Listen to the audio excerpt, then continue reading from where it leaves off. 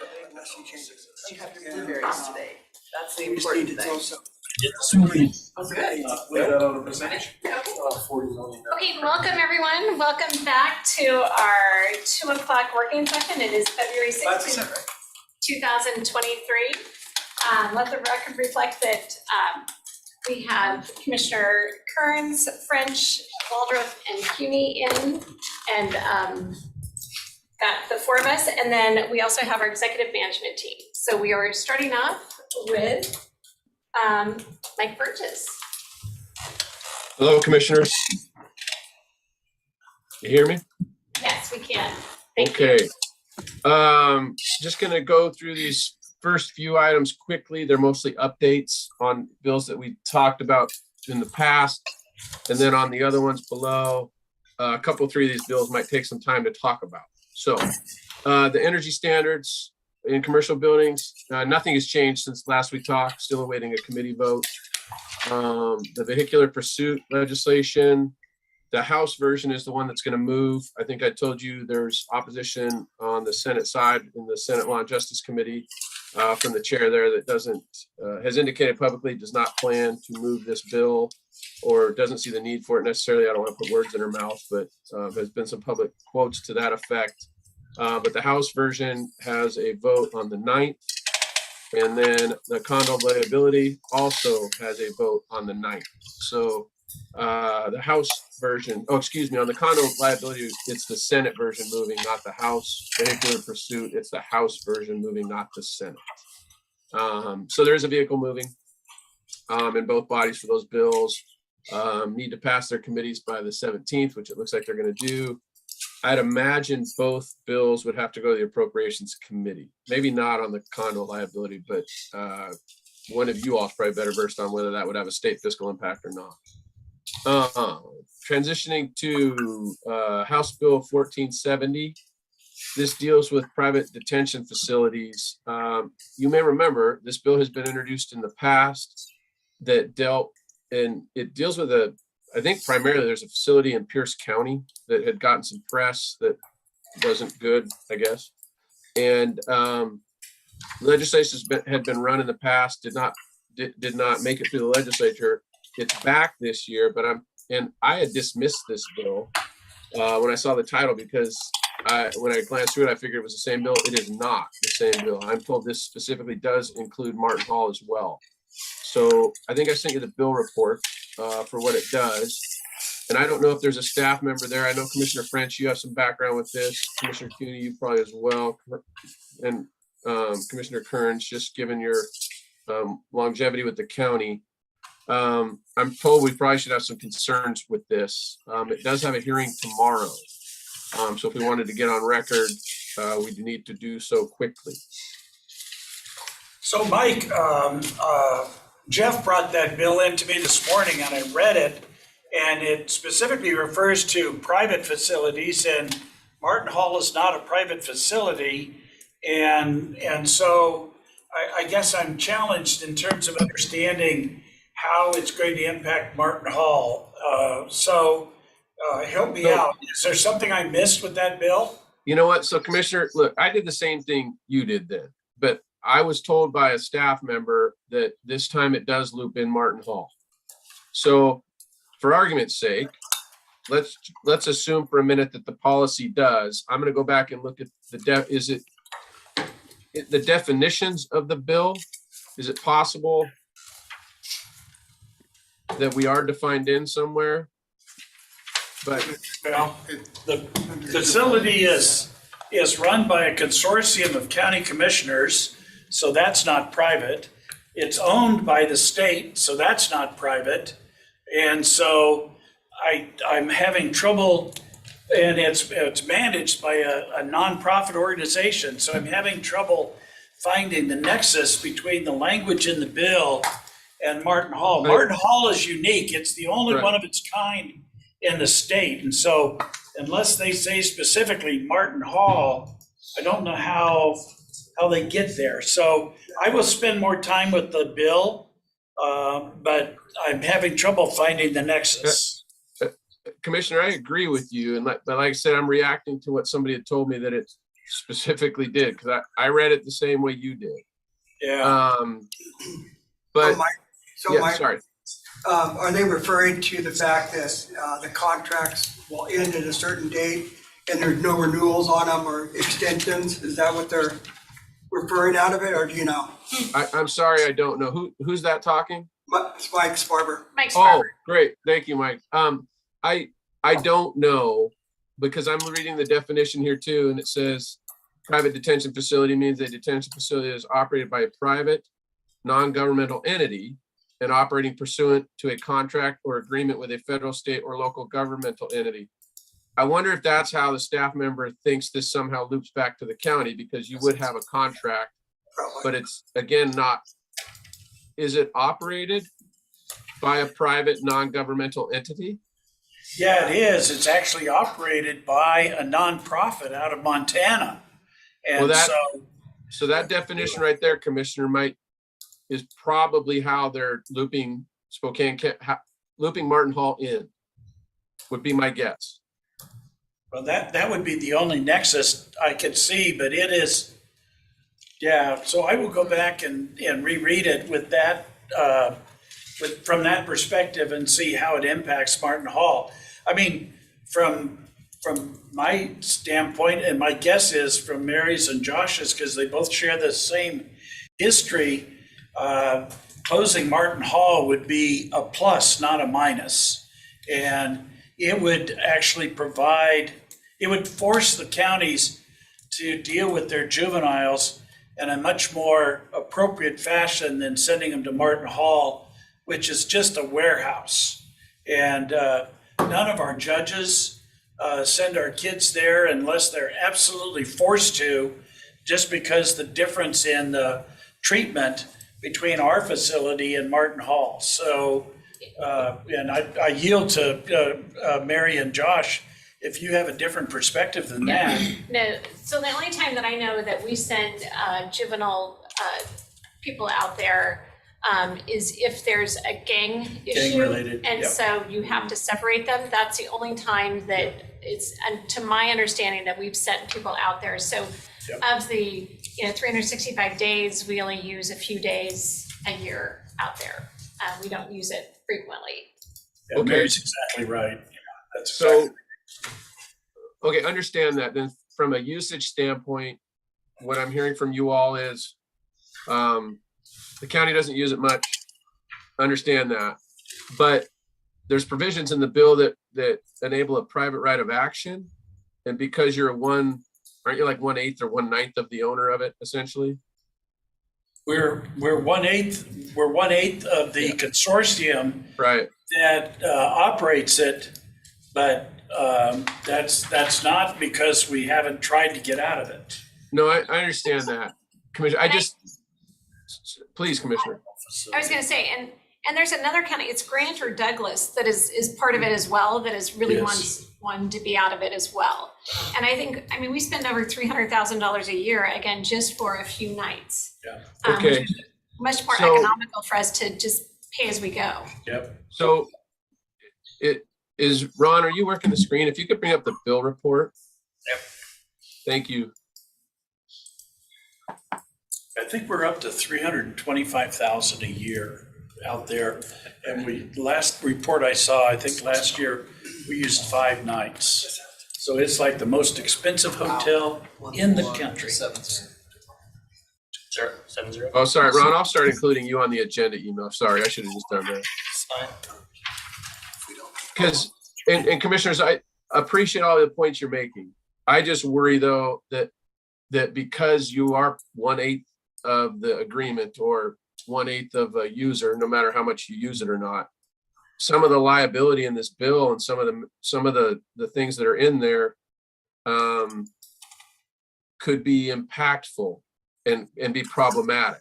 If they're not, but that's great, good.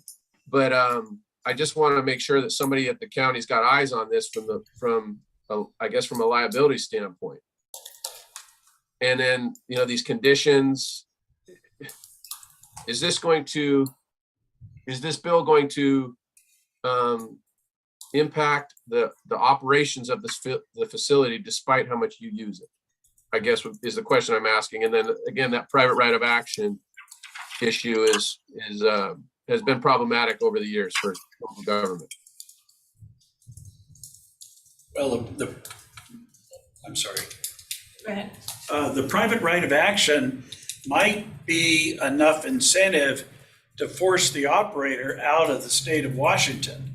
I mean, my memory, and it's been a while since I attended one of their meetings, but my memory is the only facility in the state of Washington they operate is Martin Hall.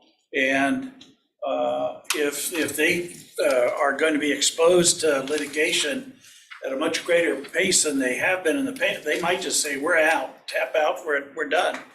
Which puts the other counties in the consortium in a difficult situation because we could not operate that as efficiently as CCC does, nor would we want to.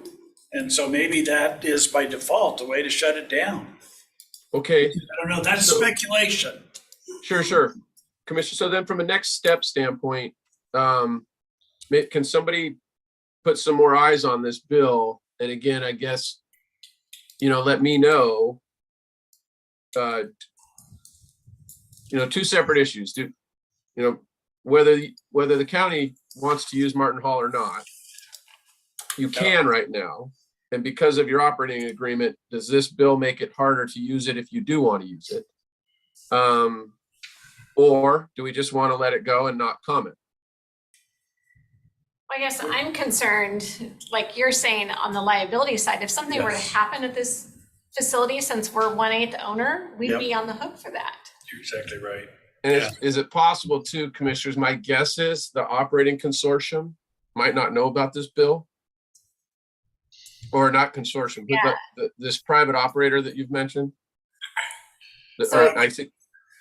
I would not be surprised that the private owner doesn't know, or the operator doesn't know about this because they're a Montana operation. But, the other commissioners like Wes McCart and Hutzel and all of those guys that, Art Swanik. and Swanik, that rely on this facility, they got to know about this. But this has not come up at the legislative steering committee and stuff, so right, it might Commissioner, not be on their radar. It came up last Thursday night when the lobbyists meet. We go through the calendar and it came up then. Oh. And I said, at the time, well, this isn't Martin Hall because again, this bill's been around for like 4 years. Yeah. I mistakenly thought it was the same, but then they told me that we were actually defined in. And as we were reading that definition in the bill language, maybe Spokane County is looped in or Martin Hall is looped in. So then, so I guess for the purposes, let's accept the premise for a moment that we are impacted by the bill. And then the question being, do we want to provide comment or do you want to pass this to the operator? Is it more of an issue for the operator as opposed to Spokane County directly? And then maybe it is more of an issue to the more rural counties that surround you that use the facility more than you do. But they were in the room Thursday night too, so they're aware of it. But once I heard it was impactful, or it could be, I wanted to make sure we knew about it. We were talking about it, but maybe we're not in a position to comment just yet. Go ahead, Mike. Madam Chair. Can you go to page 3? Mike, you want to speak? Come back one more. Oh, thanks, Mike. There you go. So if I read this conditions for private detention, and I don't know how long our contract is good for, what the life of our contract is. I don't know, I wasn't there when they renewed it last. It's just.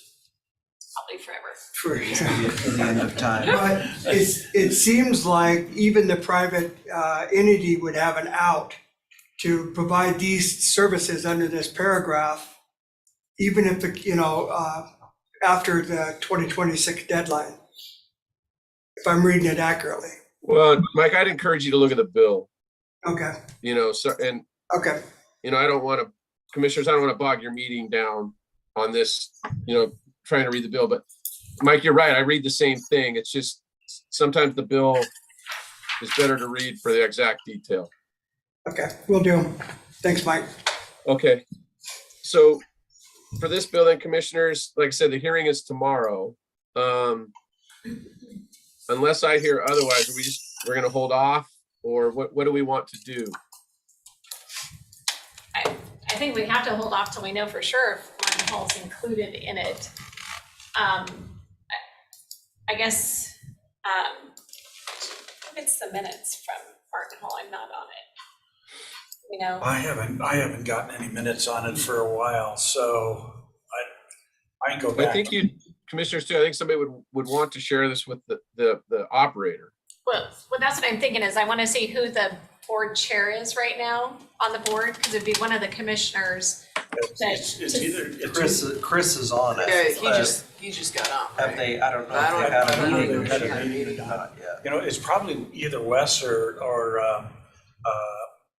Hutzel, Scott. Or Art Swanik. I remember when I was out there years ago. It might be Art, but one of the three of them, and all three of them are on LSC, so. But if they weren't at that meeting, they're not gonna know about it either. That night. Yeah, Well, no, but they have representation that was in that meeting, commissioners, so they should know. okay. So do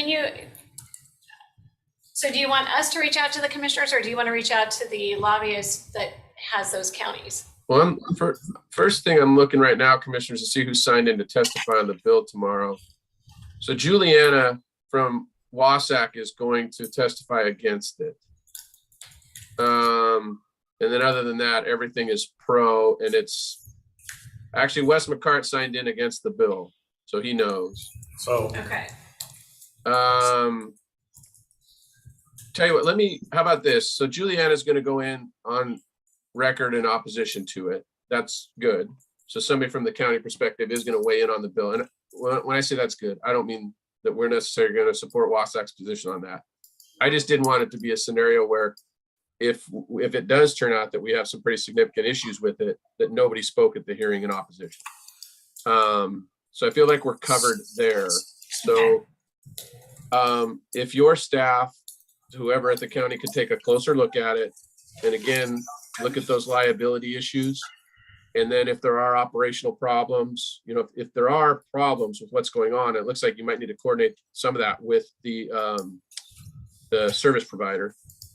We can relay those down the road. So I think we're in an okay spot to hold off, but I don't want to hold off too long. Because if there is information I can share with Juliana, I want to be able to do that as well. But the hearing's tomorrow. Okay. And so Wes, you said Wes is gonna be, He just signed in opposition, not testifying. okay, If the website is current, Commissioner Scott Hutzel is chair right now. okay. okay. But yeah, if somebody could, like I said, take a quick, a good, thorough, quick glance, if that's possible, through it. If we can provide any comments to Juliana, I would like to give her something. But if we don't, we don't. But we might want to dig into this further if we figure out we've got issues. And the other issue is that if the increased liability would lead to the closing of Martin Hall, we very well could be in support of the bill, even though everybody else in Martin Hall is opposed to it. So that's another interesting twist on this. So, When but it's commissioners, at interesting- this point, you're not in a position to give me clear direction on a position on the bill. Correct. Yeah. But we need to, I would encourage you again to have staff look through it. Maybe share it with the operator, gather more info. And I'm paraphrasing what I'm hearing from you. Yes, Okay, I think that you're correct. okay. Okay, we can move on to the next one. Then 1174, jail-based voting. Jeff, you asked me to throw this one on. I'm assuming there's some cost issues with it as I read the bill, or am I assuming too much? Just, I felt the commissioners should have a heads up Okay, what's coming through for feedback. okay, This is the one that Auditor Vicki Dalton briefed you on prior to the legislation. It was a subject matter last fall. And now this is a follow-up bill to implement what she was talking about doing before it was required last fall. Yeah, Mike, so this is kind of a regurgitation of last fall. We'd come up before, and then it looks like they added in some little stronger language to this one that was in the previous one. The jail has already worked with ACLU to develop our voting practices that we have right now. So really, this would be an impact to Vicki Dalton's group as far as putting in the infrastructure. I know that they have to develop a voting liaison and some other things that they would have to do. So I feel like she should probably weigh in on this too as well. Okay. I'm sure she's looked at it through her involvement with her association, the auditors. But commissioners, do you have a reaction to it otherwise, or other than just now that you're aware of it? I can check in with Vicki. When I just did a quick read on it, and I think the biggest impact is she has to designate, the county auditor's office would designate one employee as the jail voting coordinator for the county. So I think it's a question of how much time and effort that would take away from her other duties, the duties of that employee. If she is already, has somebody that's already working with the jails, anyway, but I mean, I'm supportive of the idea. I think it's a question of the staffing in the auditor's office and the ability to implement it. It would be an impact to her office because we're set up, the jail's already worked through all that process already. Right, so I Well, think that her office already has a procedure to get the ballots. Right, It was broader than just voting. It also referenced requirements upon release. And there were some requirements of providing opportunities and some reporting requirements around participation rates that were included, that we need to hear from her on what sort of staffing time that's going to take. It also includes registration, which, to register up there, and that's not a process that we do. We make it available to them if they want to vote, but that's not a process. And I think that last fall, that was the main focus when Vicki was in here about the registration of it. So it really is gonna land pretty squarely on Vicki's shoulders. So Mike, Burgess, do you know what the auditors group has? I don't, Commissioner. So that's why I was thinking I'd reach out to Vicki and see what she has to say about it. Because I'd be curious across the other counties, the auditors, what their thoughts are. Well, I asked her that question when she was in here wanting to kind of launch her own pilot program here. And remember, she said, at the time, she said they had not taken a stance. She said they had mixed opinions amongst the auditors, so they did not have an official stance at that time. But that was, yeah. Now that there's a bill. Yeah, and we didn't have a specific conversation about this item at LSC, but we did have a conversation offline about, is this another unfunded mandate for the elections office, or ultimately for us and stuff. So that was the concern that kind of rose up last week, is the unfunded mandate approach. But I think they were still kind of waiting to get more information before they weighed in. Okay, sounds like then I'll check in with Vicki and maybe revisit this next week, depending on what she has to say about it. Does that sound fair? Yes. Whoa. I'm just reading through the bill report here, Mike. Page 3, under the category summary of substitute bill. It says the plan must also include details about how the jail will, and then the final bullet point is provide equal access to candidates who request to campaign in the jails. Yeah, no. Which, Mike, do you want to speak to that? Barbara? Well, it's easy. They just committed crime and we'll lock them up. Yeah, there it is on the screen there. Under the plan must include details about how the jail will, and it's the final bullet point. Provide equal access to candidates who request to campaign in the jails. Yeah, that's not something we're gonna be able to do, Mike. Wow. Okay, Because of the security clearance, they all have to go through a I don't background see and that security in the clearance. text the final text, but that's the summary you're saying, but I don't see it actually in the It says final summary bill. of substitute bill, so Yeah, my guess I'm reading is there's a substitute new. House Oh, you Bill are. 1174. I Okay. don't see it in there, but maybe I'm missing it.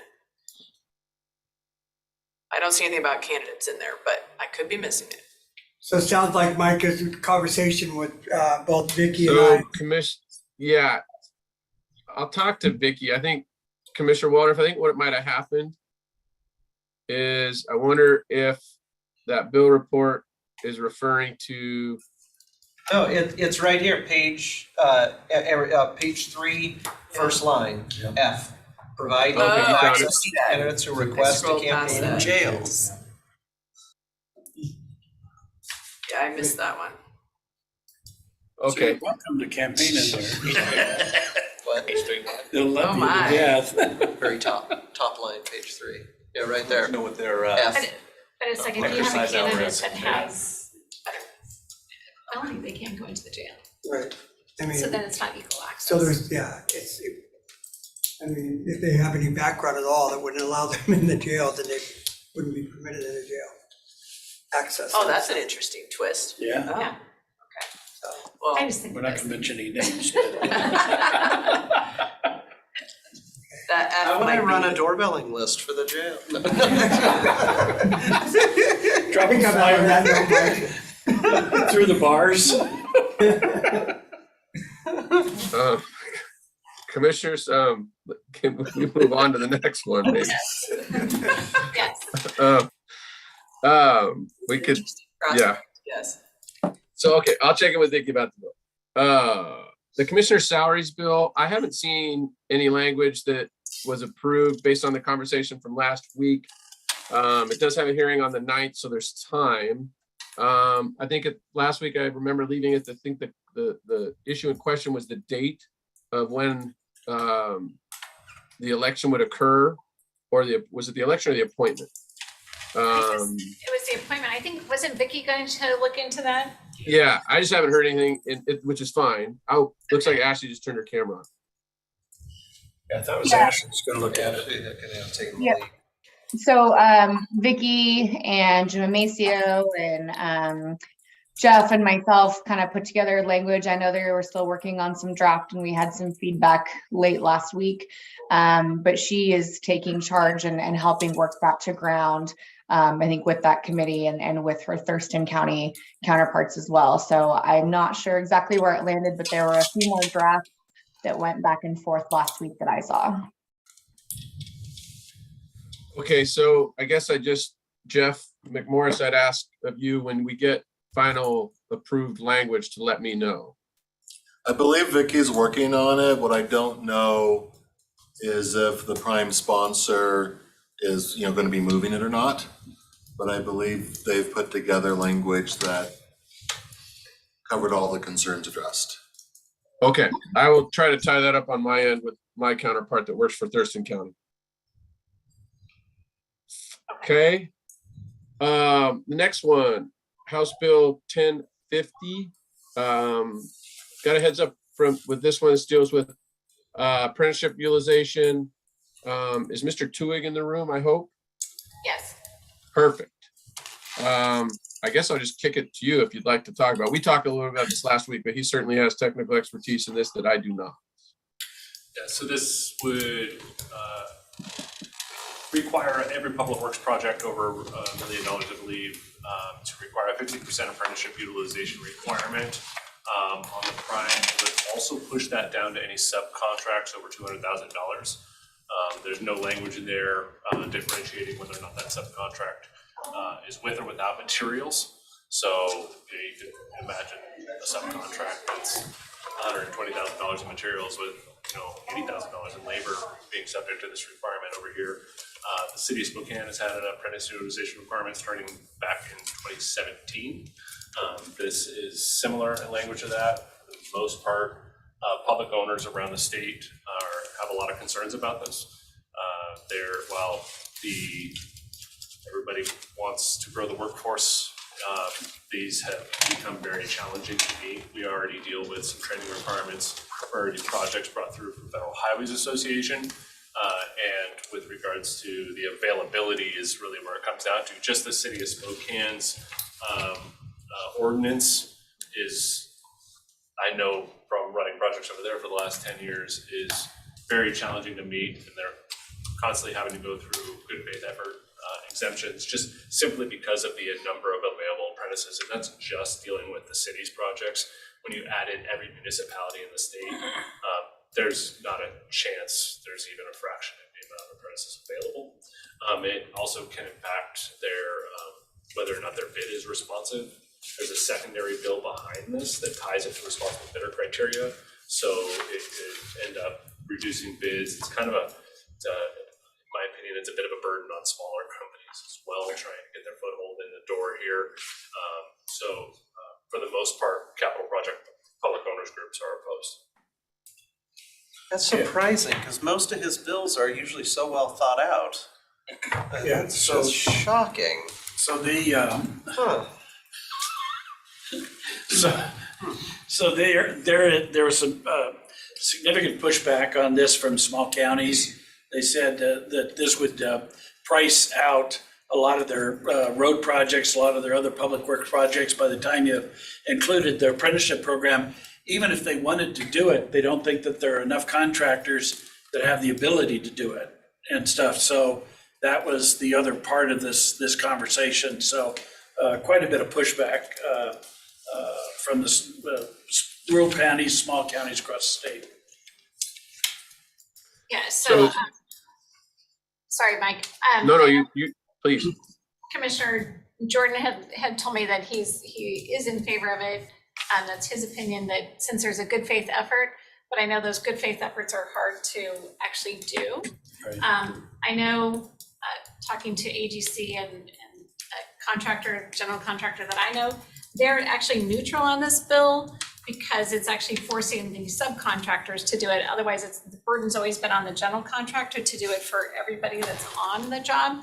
So the general contractors, for the most part, have had to ensure that they meet 20%. So that way subs that aren't meeting the criteria, the general contractors making up for. So I think that the general contractors were happy to see it pushed down to the subs in some way, but that's why, Mike, you'd asked me about why they were neutral, but that's why they were neutral. Kyle. And there's certainly an administrative burden to implementing it, but I think if there is to be a good faith effort component, if there was to be a comment on that, it would be very important that that's held with the local municipality, as opposed to that being outsourced to another agency or the OEO or something along those lines, where like federal highways, good faith efforts are very, very, very, very difficult to obtain. If it's at the local level, you at least have a higher level of management of it. So that's another component to it. It's undefined, but the statute is written. So we did have a conversation about this at both TIB and CRAB, and the concern on both of those was that if this is an additional burden put on the contractors, it's going to diminish the amount of work that they can get permitted out there. And so if the state really is interested in doing this, they need to provide additional funding to cover the cost. Otherwise, there's going to be fewer dollars to go around to fewer projects. And I definitely see on, especially on the smaller projects, when it's a subcontractor, it's harder for them to meet those goals. And so that's why the burden has been on the general contractors. And so you'll start to see less potential subcontractors actually bidding public works jobs. So, or municipalities. I mean, I think it may have the opposite effect instead of the effect that we want. Commissioners, do we want to have clear direction on this, or what do you want me to do moving forward on it as far as carrying the message? Just so for your information, it did have a hearing back on the 19th of January. It has not been scheduled for exec yet. Well, personally, I'm generally in favor of apprenticeship utilization as much as possible. I don't know if I understand what you were saying, Kyle, about the good faith. Are you talking about the federal good faith? Well, that's one component to it, but even at the local level, when it's utilized, or like at the city, when it's utilized. I thought that the city could determine what that looked like. You could determine that criteria yourself. But the city wrote their own ordinance. It's undefined who made the determining in this. But this is when you call the hall and you request apprentice if one is unavailable. And then that, if the municipality agrees or, whatever their process is for that, they can determine that the effort was made and then they can credit that towards the utilization for that. So that, it happens a lot. I mean, in the peak of the summertime, there was as much GFE as there was apprentices. But you're saying this bill does not spell out whether that mechanism exists or not, or how? I think it's in there that it's a good, there There could be. could be never, but is it the state, the adjudicator, is the contracting body, the adjudicator of that effort? How is that gonna play out? It references RCW, but I don't know which ones those are. I mean, I would want that flexibility for us to determine what is a good faith effort, like you're saying, Kyle. Would it be fair to say that we are neutral with concerns on the bill? Because Mike is looking for direction, and Yeah. if we're not unified in terms of either being for it or against it, then it makes us neutral, but we could get there if they address the. Well, I also think the 200,000 is a tough threshold. I agree. It doesn't spell out if that's labor or materials. Right, That's a right. big- So I think that could be clarified to But- get to a stronger bill. Kyle, can I ask you a question? Or anyone could answer it, but I was talking to some of the folks that are in opposition to the bill, and one of the suggestions they made was changing probably would be the $1 million or maybe the 200,000 to the amount of hours the project requires to be completed. Does that help solve a problem? It would certainly on the subcontractor side. On the general side, it's easy to have a numeric threshold. We have no idea how many labor hours are going into a project. And the other, I know the primes like it better that it pushes down to the subcontractors, but we also have to understand that we don't have a contract with the subcontractors. So there is some delicacy to how that plays out when we don't have any contractual relationship with them, nor do we even really have a legal authority to review that subcontract. Well, and So yes, and hours is a better threshold, getting back to that when it comes to utilization of the subcontractor level, but there are additional kind of issues when you start messing with a contract to somebody we're contracted with that we don't have the authority to. Yeah, I Okay. think there's, go ahead. I was gonna say, I think there's so many, in my mind, there's just so many unclear issues in this bill that I don't know that I'd be wanting to support it at this point in time, because, currently there are, rules for apprenticeship on other, thresholds.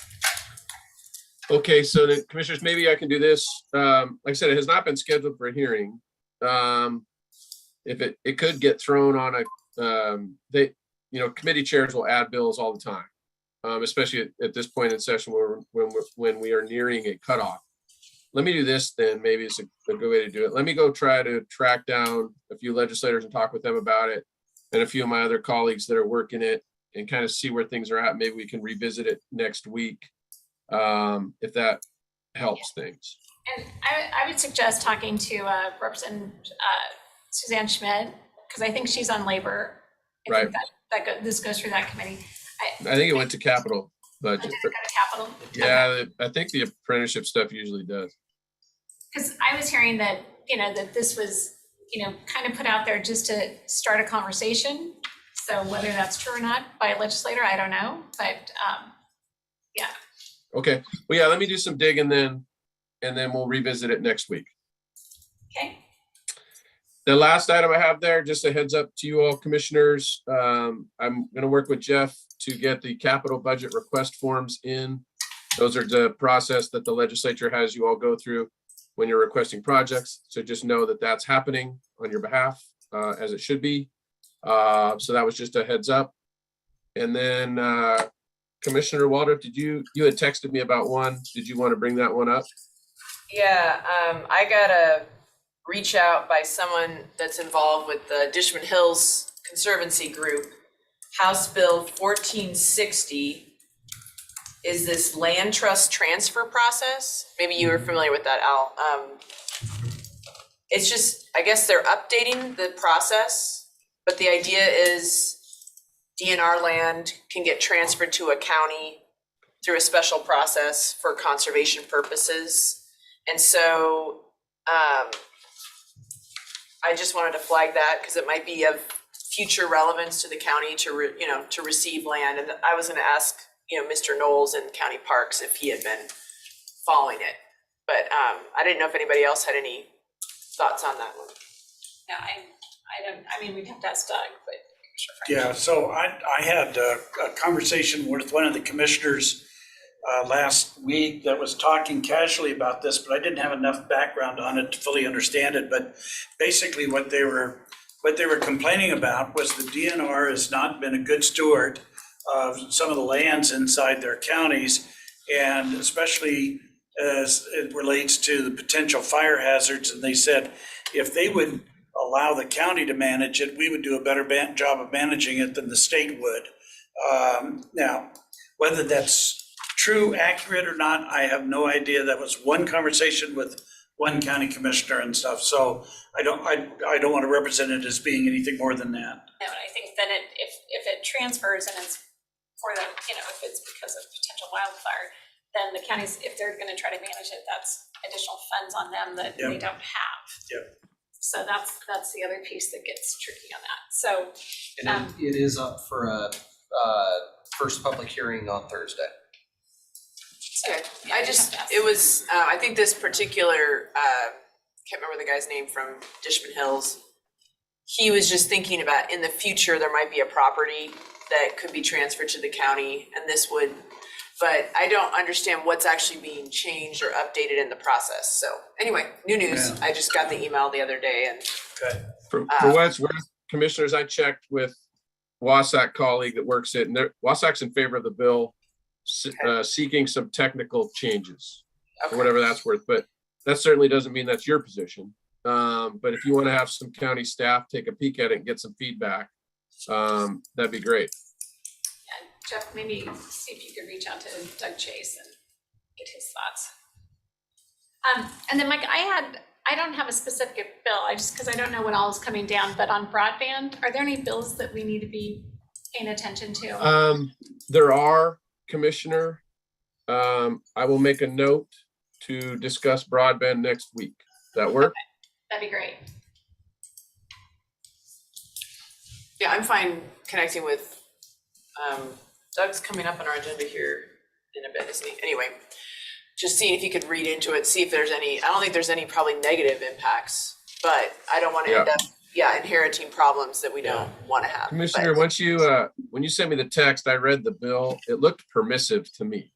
So it's whether the county wants to take on Right. something. So it's not forcing anything on the county. Correct. I mean, that's the first thing I was looking at. And then if you did take it on, what kind of, like fiscal obligations are you under? I think back to, there was a bill on the Conservation Futures Levy, commissioners, remember that issue? And maintaining lands and with available funds and those types of things. So it just got me thinking, they may be completely unrelated, but I was just thinking about that in that context. Okay, thanks. That, for looking yeah, at for sure. Second, Commissioner French has a. So there were a couple other bills that we talked about last week, and I just want to bring my fellow commissioners up to speed on some of these, because we could be the targets of unintended consequence. One of them is permitting reforms, and there's an awful lot of energy on the other side of the state about improving the permitting process. Probably the greatest amount of frustration deals with other agencies that are not under the control of the counties, and they get delayed and stuff. And so we had quite a bit of conversation about how to make the process better. But it's, for us, it's fixing a problem that doesn't exist. We are light years ahead of other counties in terms of our permitting process. And while we get upset if the permits get delayed by 2 weeks, they're talking about half a year and greater on the other side of the state. So want to make you aware of, there's like a handful of different bills that are in the mix, and want to make sure that we don't become the fodder for some of these bills. And then the other one that, I just made Dale aware of this, but this came up at the LSC meeting. The Department of Corrections is now engaged in an activity to return sex offenders to the counties of origin. And this is a big issue for Thurston County because they were made aware of it after the fact. There is no process that DOC is using to be able to return these folks other than just say, hey, guess what? They're back in your neighborhood. And for Spokane County, on the list are 15 current inmates that are looking like they're going to be coming to Spokane. King County's got 74, Pierce is 37. I have a map showing all of these, and so I'll have it printed up and made available to all of you. But the commissioner for Thurston County was really concerned that local counties aren't being even contacted about this until after the fact. Well, And so this was an issue a couple of years ago. I remember Councilmember Kinnear and I had done some interviews with local media because we had reached out. So from what I understand at the time, when I had spoke with Sheriff Knezevich, he had told me and again, this was several years ago, that if it went back to a situation where offenders were sent back to their sort of county of origin, less sex offenders would be coming to Spokane than how it currently works, because we have what the state considers as services that sex offenders need. We get more sex offenders sent here than if we only got the ones that originated from here. Because when you look at sort of, but Okanagan, Chelan, Douglas, where do you think all those people are they're not going back to these counties because there's no service. They'd be sent to the nearest county, which is us. so this is the map of where they're going to. This is what the commissioner for Thurston County said she got from the Department of Corrections that said that every one of these states with a number in it, that's how many people are going back to that county. Okay. And stuff. And so I raise it because So then 15, I assume, is less than what we would currently get without that. that I don't know. That I don't know. In Thurston County, she said, they're getting 10 people and they said, we shouldn't be getting more than 1 or 2. Okay. And so she was the one that raised it. And so Okay. I just wanted to raise it to make sure that Mr. Sparber's got additional wisdom for us. Yeah, so the last time, Mike, and this was about 2 or 3 years ago. It was we've come pre-COVID, I remember.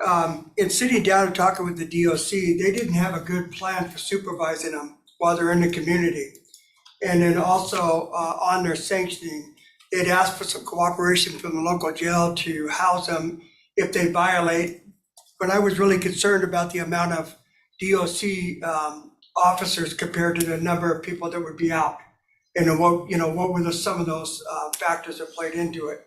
So I would really like to see what their plan is. What is DOC's plan for handling these guys and manage them while they're out in the community? So.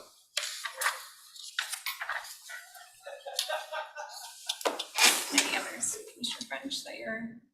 Well, I've got a small packet here of bills. We probably don't want to go through all of them. I'll tell you what I'll do. I'll reduce these down to just the ones that are impact Spokane County. And then I'll distribute that to you with the list and we can see where we want to be at. We went through a ton of these things last week and stuff, and some of them have a direct impact on us. And one of them that I know that you were sensitive to was the liability as opposed to with regard to law enforcement and stuff. And so there's like 4 bills now on county liability and stuff, so. Commissioner, if you could include me on that, that'd be great. I think a number of the bills you're talking about may or may not make it past cutoff, and so that's one of the things I think we'll be able to reset in a couple of weeks, but I'd really like to see your list too.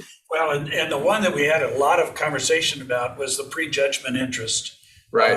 All the Remember we counties. discussed that, I brought that one up a couple, 3 weeks ago, I think. I know I did, but I can't remember which meeting. Yeah, so I will reduce this down and, well, and I know that something that's near and dear to all of our hearts is there actually is a bill now that wants to install signs on bridges to tell you that jumping off of them could be hazardous and stuff. So with 462 bridges, I thought we might be concerned about that. Oh, Anyway, commissioners, Yeah. I'll throw one more out at you. I didn't put it on the list because I was just asked about it yesterday. Have you heard about the bill to ban right turns? yes, Yeah, it's And I- stop. Yeah, so I've been told there's potential Only for in some pretty certain significant ones. costs to you all for that. I don't know why. Maybe you all know why. But just be aware, we might be discussing that one next week. Okay, just a second. Kyle's got a comment on that. Just Oh, the good. why- Just the why that cost is because if you prohibit right-hand turns, the intersections are designed for a certain amount of throughput to use the free right-hand turn. So it changes the level of service of that intersection so that you can't depend on that. So when you have to redo that, that might mean that the level of service of an intersection is gonna drop dramatically sooner than it would as it was designed now. And replacing an intersection, and once it hits that level of service, is really, really expensive. You almost always need a new complete signal. And if you have to actually now have a dedicated right turn lane or a phase there, you're talking about right of way acquisition. And while the county doesn't have a lot of signals, where they are at pretty congested areas, like think about, Upriver Drive in Argonne. That is going to be when we have to increase the level of service there, that's a millions and millions of dollars project. well, and philosophically, we don't want to make it harder on anybody to move to the right. And I think it was only for certain, like in certain areas. I laughed. It wasn't every intersection. It was only certain intersections like by a school or different locations, if I remember right, too, which then makes it confusing to the general public. Yes. as to Where when you- do I have to Yeah. stop and work at And the it- turn? Oh. And Needless to it say, has the right now to enforce their own no right turn at any intersection of interest. So needless to say, commissioners, this is like every jurisdiction's piling on this one right now. So I just wanted to give you a heads up. Okay, Okay. Great. That's all I have. thank you. All right. Thank you all. Have a good day. Thanks. Okay, you too. Okay, that's gonna take us to Arthur. Thank you for joining us, Arthur. Well, good afternoon, Commissioners. Arthur Witten, Spokane County Treasurer's Office, here today to provide a briefing on the Treasurer's annual cancellation of uncollectible personal property taxes. By state law, each year, the Treasurer must submit to the Board of County Commissioners personal property taxes deemed uncollectible. The Treasurer collects both real personal property, real being property taxes levied on real estate, and then the lesser-known personal property taxes, which are levied on generally business equipment and certain mobile homes. This year, the Treasurer's Office is submitting $98,362.63 of uncollectible personal property taxes. This represents multiple years of levied taxes, and I wanted to note is not county-specific revenue. This is across all taxing districts in the tax base. Prior to submitting for cancellation, the Treasurer's Office has dedicated staff that proactively researches business closures, mergers and acquisitions, bankruptcies, business openings, and also actively contacts registered agents and related parties to businesses that have outstanding personal property taxes. The documentation we submitted includes common reasons for these cancellations, which can include business closures and bankruptcies. Sometimes the property is no longer able to be located. Sometimes it's been destroyed, or in many cases, the outstanding amount of personal property taxes is insufficient to warrant distrain. Distrain is similar to the foreclosure process. So with that, glad to answer any questions. Not seen any questions. Thank you. Thank you, because this is just an annual event. This is an annual Gonna submission. tell us and, Yep. yeah. See you next year, Arthur. I see you. Very good, then that will take us to. A little behind, but Judge Fossbender. Here she is. Ooh. Hi. Good afternoon. Good afternoon. Welcome, Judge. Thanks for having us. Oh, Mr. Anderson, good afternoon. So we will let you go ahead. I'm sorry that we're a little behind, so we'll try to get you back. Thank you. Thank you. So, yes, everyone, thank you for having us here. I'm Casey Evans again with the Civil Department, Prosecutor's Office, and with me today I have Presiding Judge Fossbender from District Court. And today we're just presenting briefly on renewal of our interlocal judicial cooperation agreement between Spokane County and the City of Cheney. This should be coming to the board next week. We've had several resolutions essentially affirming this contract, one in 2013, one in 2014, one in 2020. And this one is going to be from January 1st of 2022. Now that was last year, of course, but the contract, there was a little lag in negotiations. And so we finally have an agreed contract. And this one will run through December 31st of 2026. And this is for Judge Leland's contract to provide judicial services. The city is agreeing to pay the pro rata time that the judge is out there. As well, the agreement as well, we made a few updates. We added that for first appearances, Judge Leland can do Zoom conferences and appear via Zoom or other technology. As well, we added to the contract this time around the JA now for the judge is going to be apportioned accordingly as well. So other than that, it's a contract that the board has adopted times before. So Is there, like, what percentage of time is required out there for City of Cheney? So it's 25 days per year. And so based off of the pro rata share of the judge's annual salary is what Cheney reimburses the county, as well as mileage. And then also there's as far as the the fiscal impact, we've just accommodated it each year for any increases in the judicial salary and or COLA. The part that Mr. Evans here mentioned with regards to judicial assistant, that's only on an emergency basis. on an emergency basis. Yes, and so we did accommodate that in the contract, because there was a time last year for which Cheney Municipal Court was down all of their staff due to one reason or another, and on an emergency basis was requesting our judicial assistant or Judge Leland's judicial assistant to come out and help. But we didn't have that included in the previous contract, so we have included that now just in case. So I have been contacted by the mayors or managers for Airway Heights, Cheney, and Medical Lake about a local initiative to create a central governmental services building or municipal court facility or whatever. So you're familiar with what I'm talking about? Yes. Yeah, so that was the big thing I wanted to make sure is that you were familiar with that conversation and stuff. It's obviously not in my wheelhouse, but I just wanted to make sure you were aware of that conversation.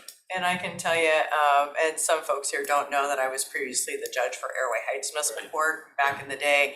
Me, Judge Kane from Medical Lake, and Judge Tripp, when he was with Cheney Municipal Court, always kind of envisioned maybe at West Plains location. That, of course, has never necessarily come to fruition. I know it's always kind of on in everybody's back of the head, so to speak, for judicial services in one location for all three cities.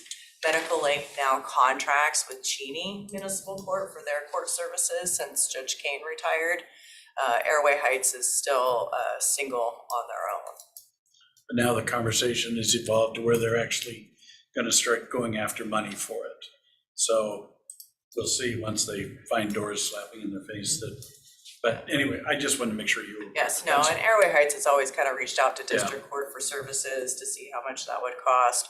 Cheney is always entertained as far as appointing their own municipal court judge, but they've still maintained their contract with the county. Thank you. should also note the contract term also coincides with the term of appointment for Judge Leland. We also did change in the modification termination section. We made it more consistent before. It said that we could terminate the contract, or either party could terminate with 60 days prior notice at the end of the 4-year term. However, that was sort of differing from what the RCW required. So now we just added the RCW, which is, it requires at least a year of notice. So we just added the RCW to this agreement as well. Any other questions or comments? All right. Thank you. Thank you so much for having us. Okay, appreciate it. Thanks for coming. All right, have a good afternoon. You too. I'll be right back. You can stay, I was Casey. gonna say, you might We'll stay. right here. Just come see. Yes. There he is.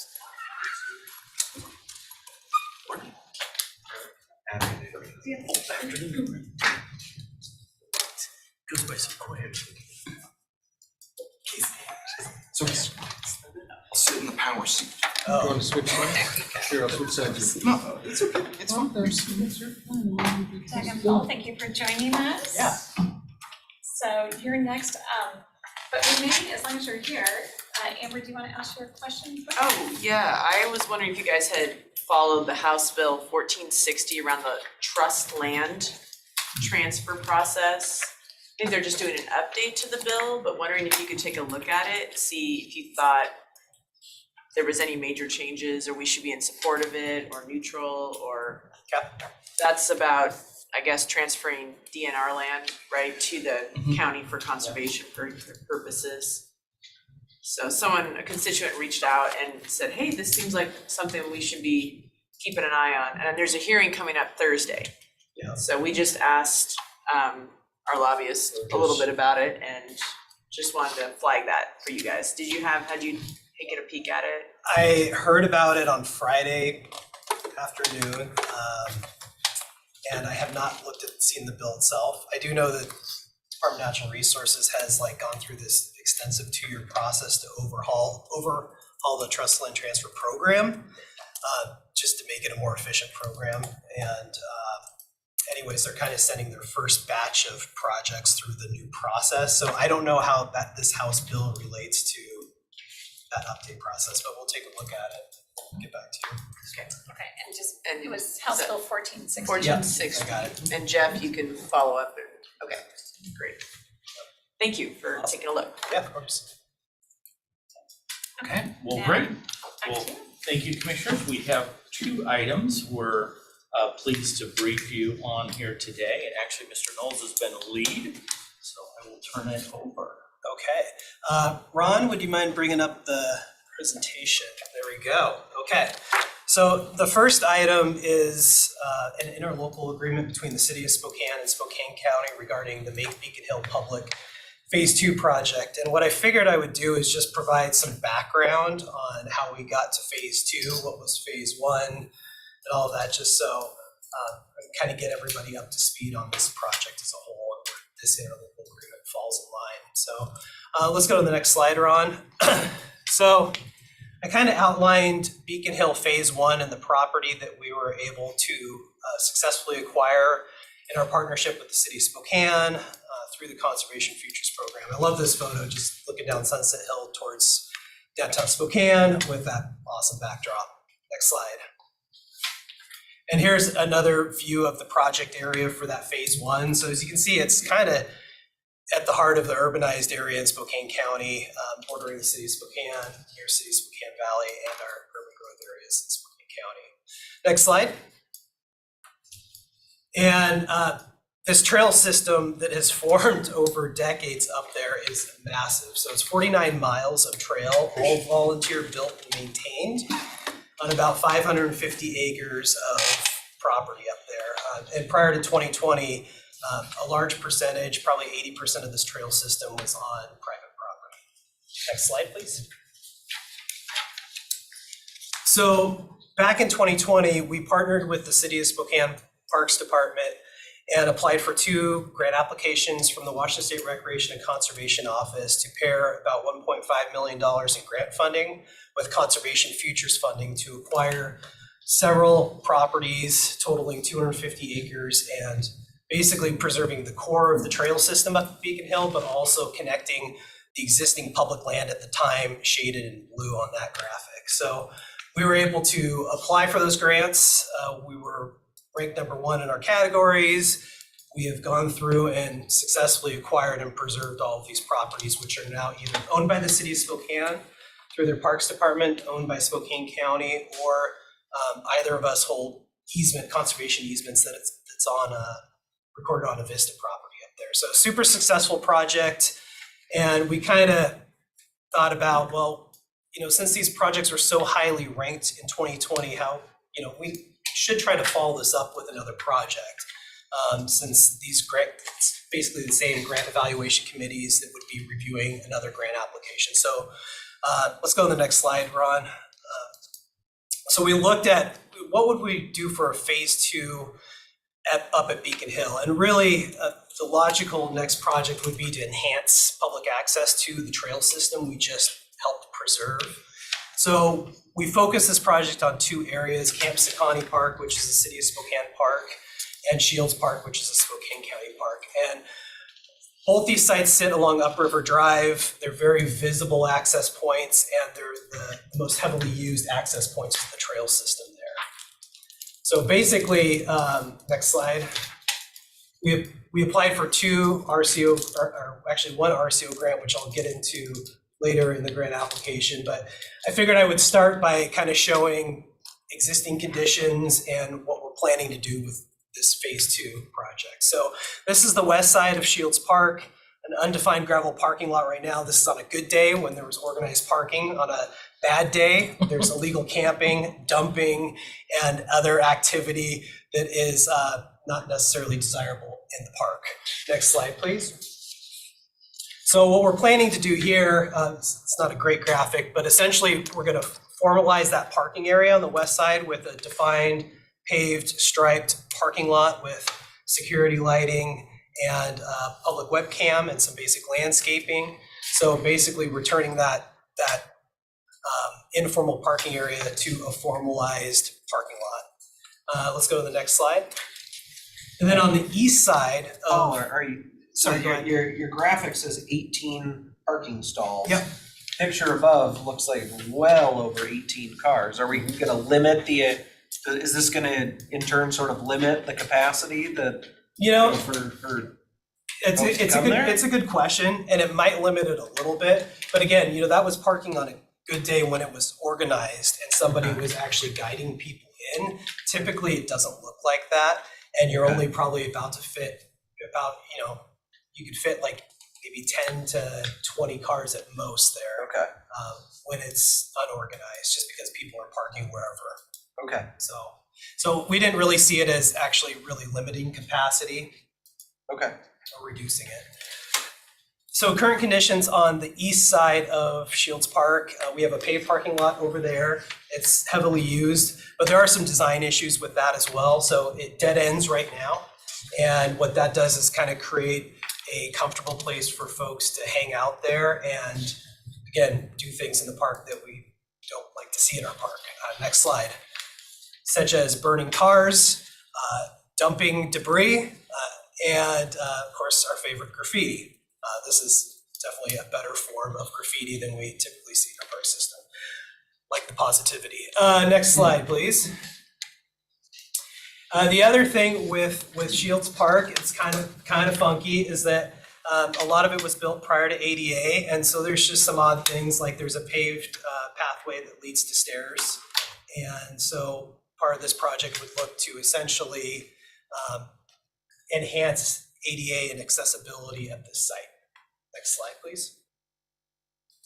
The other interesting thing about this site is that it parallels the Centennial Trail. Centennial Trail is just across Upriver Drive, but there's no physical connection. There's nothing. There's no recognition between the 2 facilities. So what we're looking to do here is actually physically connect the Centennial Trail with Shields Park. So not only will these parking areas serve the Beacon Hill Trail system, but they'll also double as a trailhead for the Centennial Trail.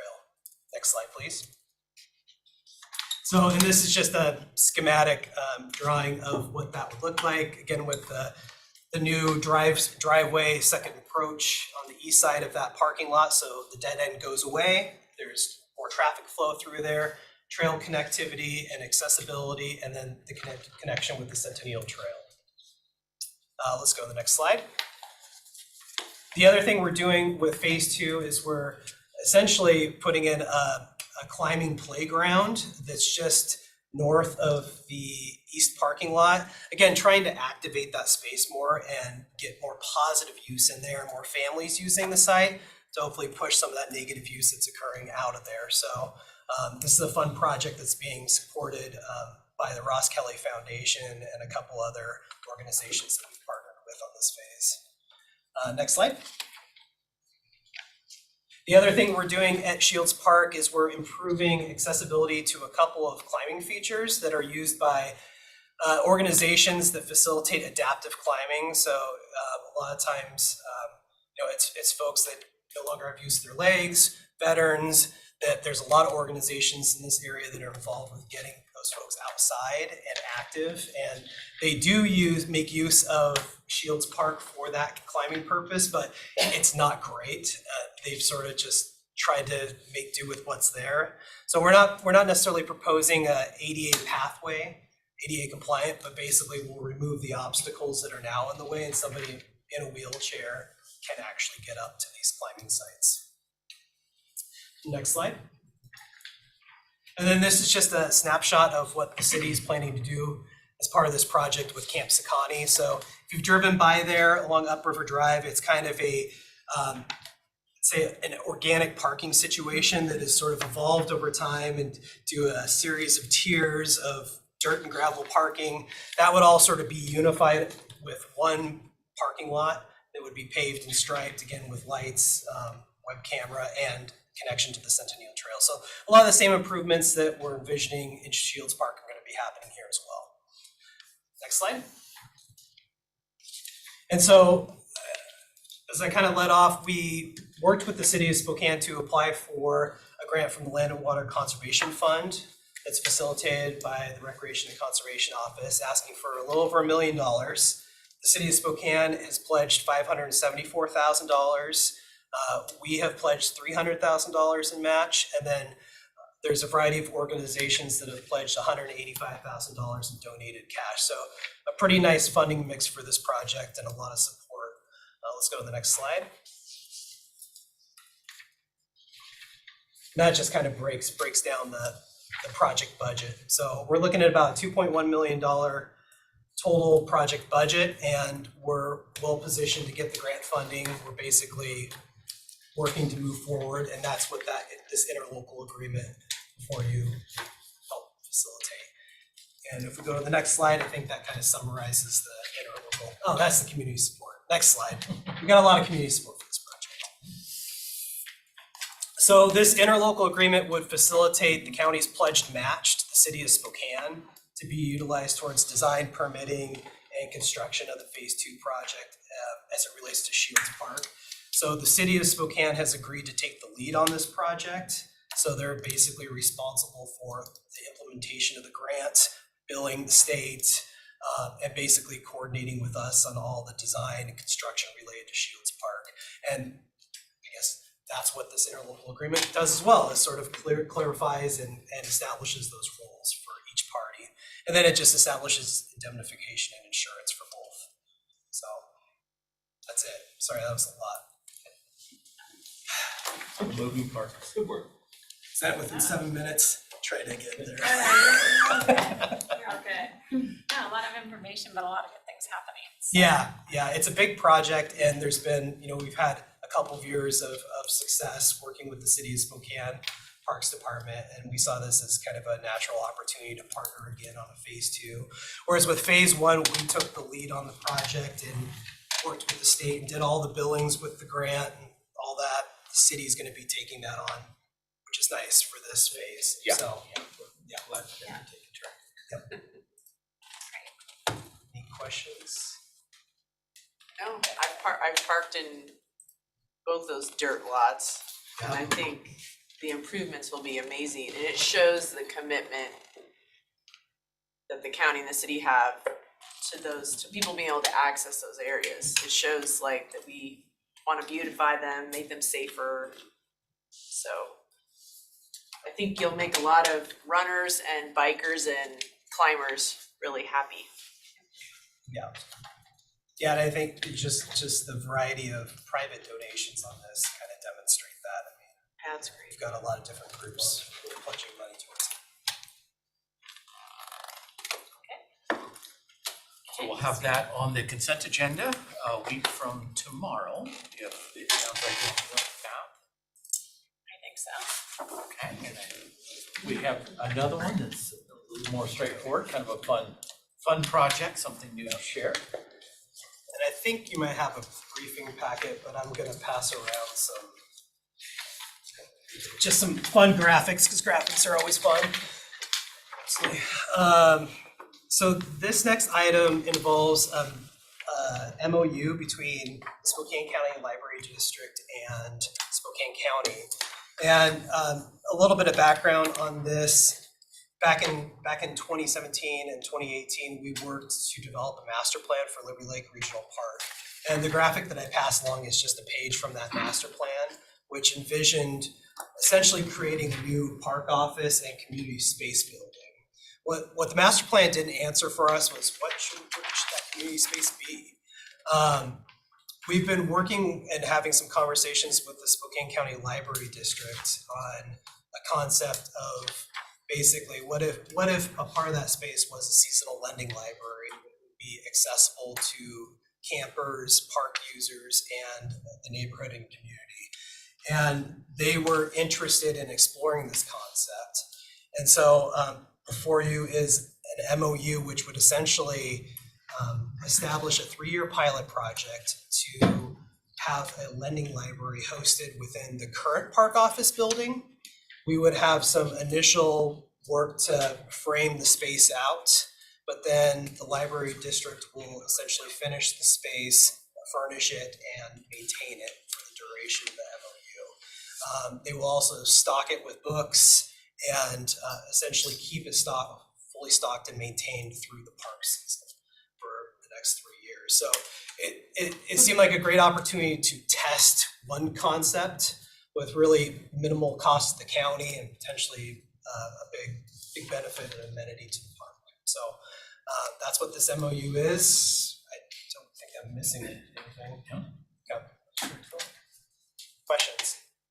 So if you're doing that within Liberty Lake Park, does somebody have to pay to get in to then go to that lending library?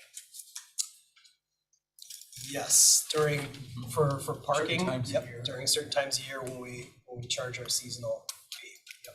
I guess technically they could park up above. We have an upper lot that we refer to as the equestrian parking lot that is free parking, and there's a trail that one could take and come down into the park. So I think that is a no cost option if someone was really motivated to be able to access the park without having to pay, say, a parking fee or seasonal entry fee. Just something that as you were describing this, I was just thinking it's like if you're saying, you were saying it was for the community as well, it really is for the people within the park, not, as much the community outside area. Otherwise they're paying $5 or whatever it is to get in. What does it cost to get into the park these days? I think I want to say about $2 a person. Okay. Yeah, and I think the idea too is that, say somebody brings their, the whole family down and they're going to the park anyways, they can take a stop at this lending library and take a look and maybe grab something. But I've seen a couple models out there where there are, maybe there's like a visitor center associated with a campground, and that visitor center has like a kind of lending library resource that's actually really nice if you're camping and exciting for your family. So.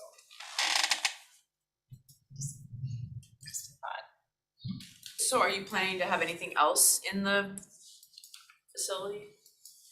Don't know yet. Just, okay. Besides park office, and seasonal park administration, it's just, again, it's not something that was really answered in the master plan. or how we program that space or how we design it. They're just kind of adding on to our current. This is- It's within the current. Within the current footprint. So it's kind of testing the it out now existing before we build office. something. Oh, so how will you do it now before you build? So we have a building right now, and it's our current park office, and basically our operations folks are gonna go in and kind of frame out the space within that. A small room. A small room, yep. With an antenna. I think it'll have an exterior. Yeah, we'll have an access exterior, point. exterior access point that will be controlled by a timed lock, so it'll be open and closed during certain times of the day, so. Yeah, I think it's great to test it out. I think it's a great idea. Yep. I just think down the road, if it becomes this like learning center, community meeting space, it does beg the question, do you have to pay to go use that, you know? And I get why we have a user fee for the park to maintain it. But anyway, just something to think about down the road. But I think testing it out to see if people use it and appreciate getting feedback, it's a great idea.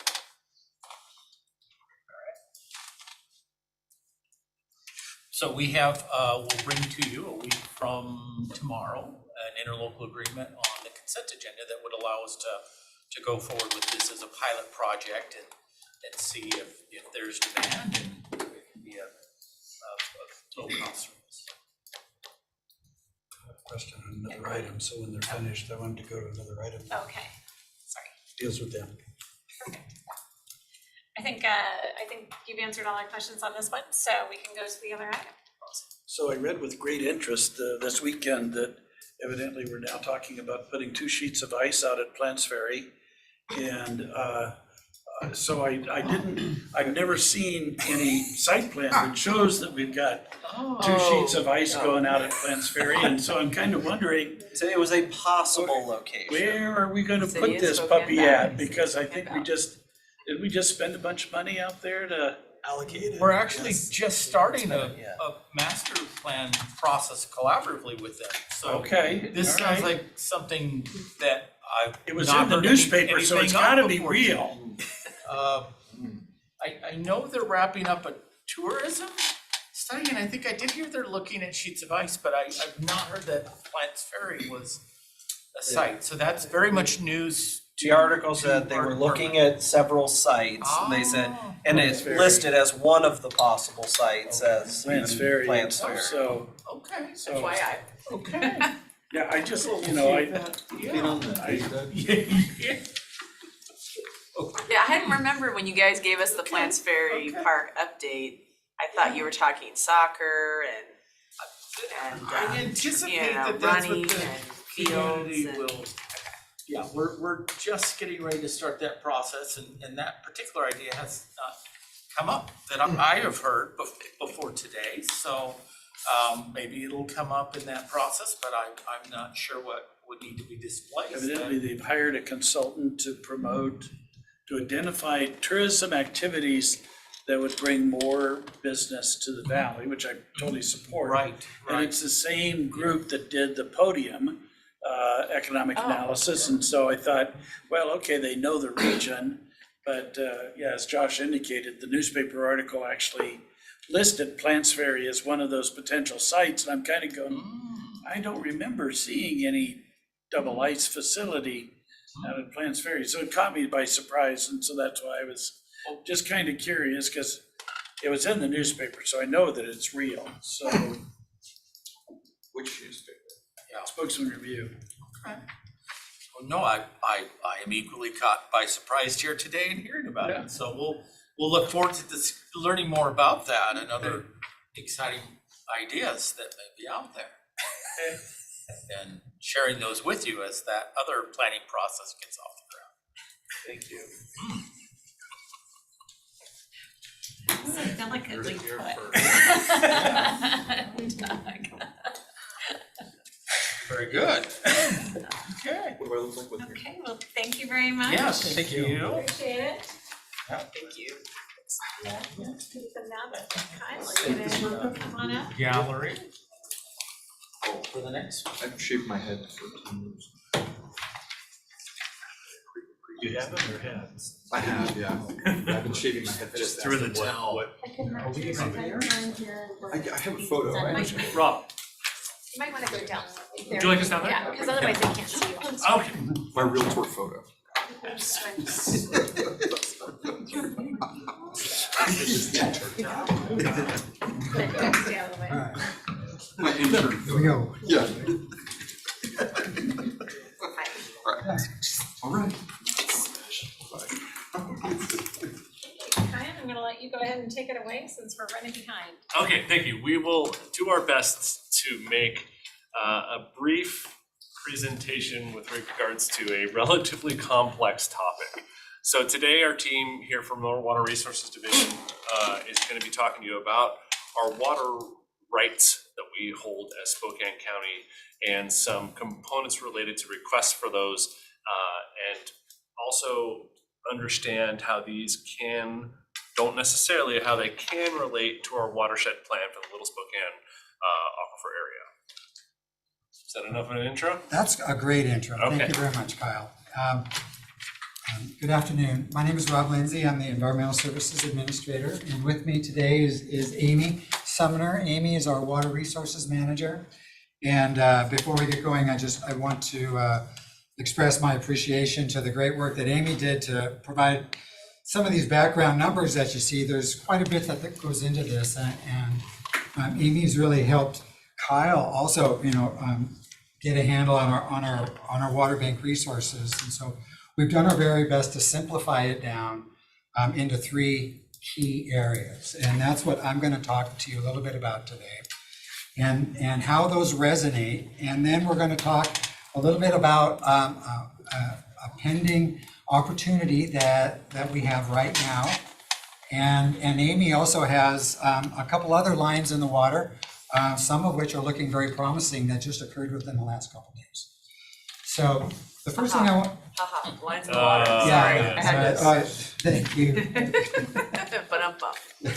We're kind of always trolling opportunities. Oh, gosh.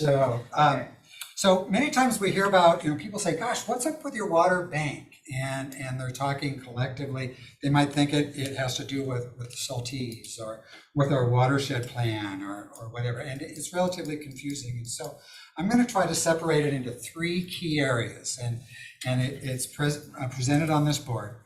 The first of which is what we call our WIRA 55 water bank. And that's an asset. And that was started with seed money of $1 million that the board gave to the Water Resources Department a number of years ago to purchase a water right. Okay, and so we purchased this water right in it's north of the Deer Park area. Our cost to purchase it and the administrative fees behind it are on the order of $4,000 an acre foot. That's about what the value to us is right now, if we were to go out and sell that water right. And that's about what we get back when we sell individual mitigation certificates to homes up in the Little Spokane. Okay. Now, we started this water bank before we even knew the word Hearst. Okay. This is something that we started early on as really as a buffer to what we saw was a future problem that could occur in the Little Spokane. And this came out of the watershed planning days, really, where we were given money by the state of Washington to evaluate the viability of a watershed bank, or watershed bank, if you will, for WIRA 55, and to actually help us in acquiring those rights. But to be clear, we bought them; they're our asset. They're Spokane County-owned water rights.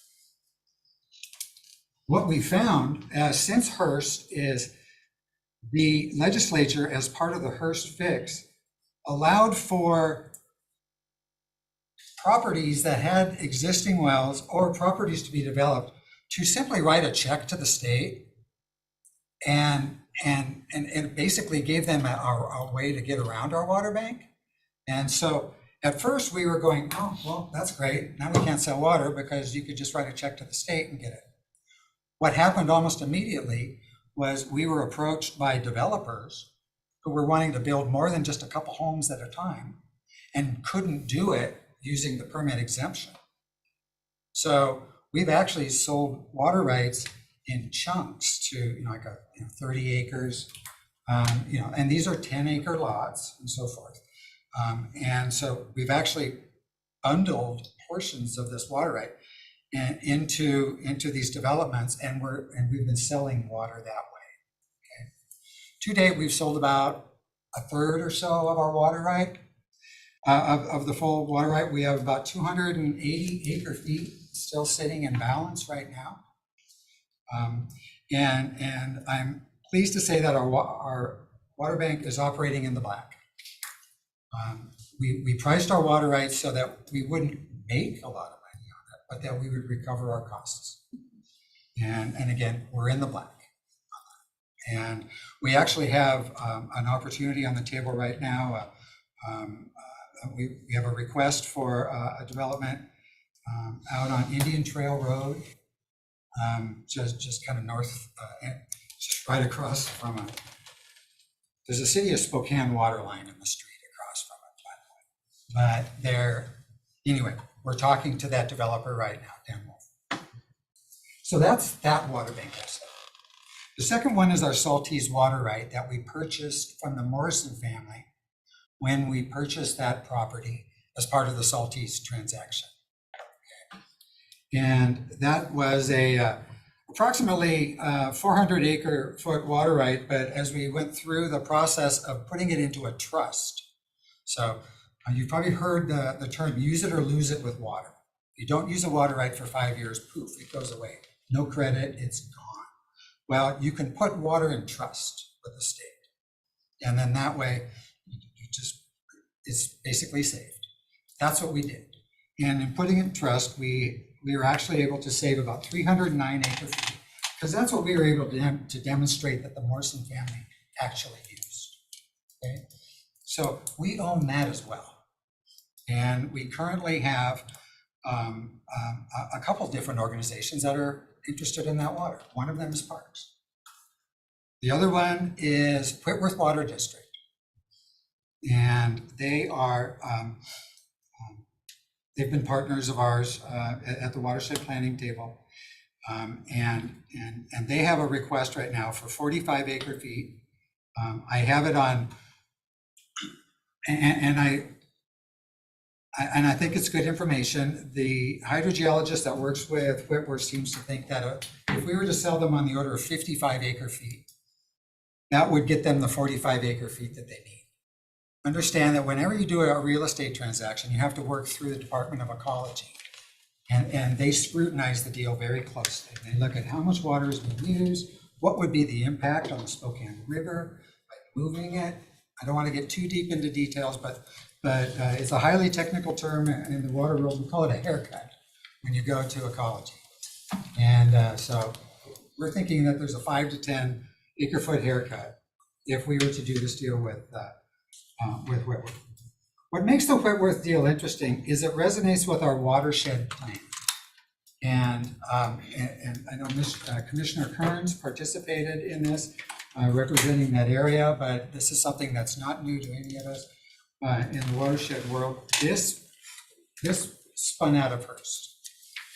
Hearst identified the YR 55 watershed as a stressed watershed and with an in-stream flow rule. And so part of Hearst said, Spokane County, pull your watershed team back together, and that included tribes, environmental organizations, local government, concerned citizens, basically anybody who wanted to be there.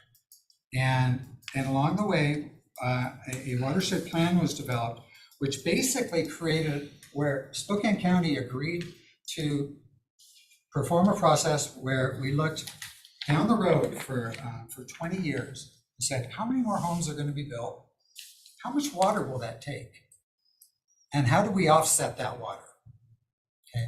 Well, part of the process, we identified 2,700 acre feet of water that Spokane County committed to identify, either through buying water rights or engineering a small dam on a lake, pulling water out of streams during excess and putting it back and infiltration, all sorts of engineering opportunities.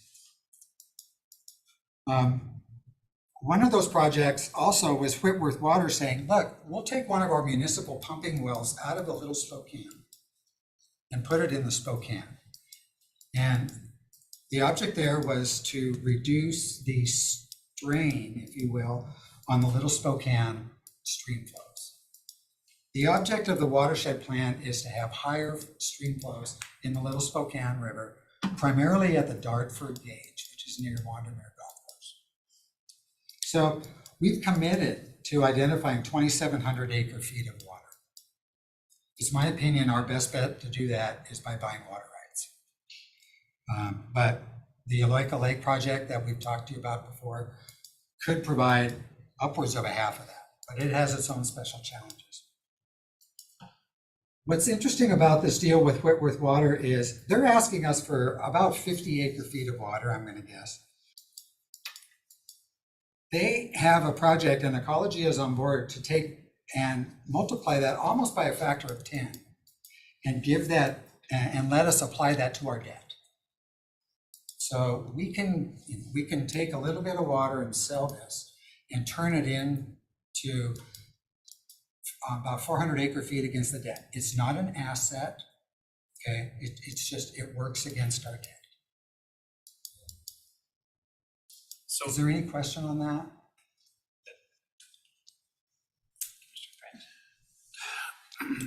do we have to sell it or can we lease it? Because Ecology bought a tree farm down off of the Columbia River and about 1,700 acres with water rights to it, and they harvested the trees and lease the water rights to other users downstream.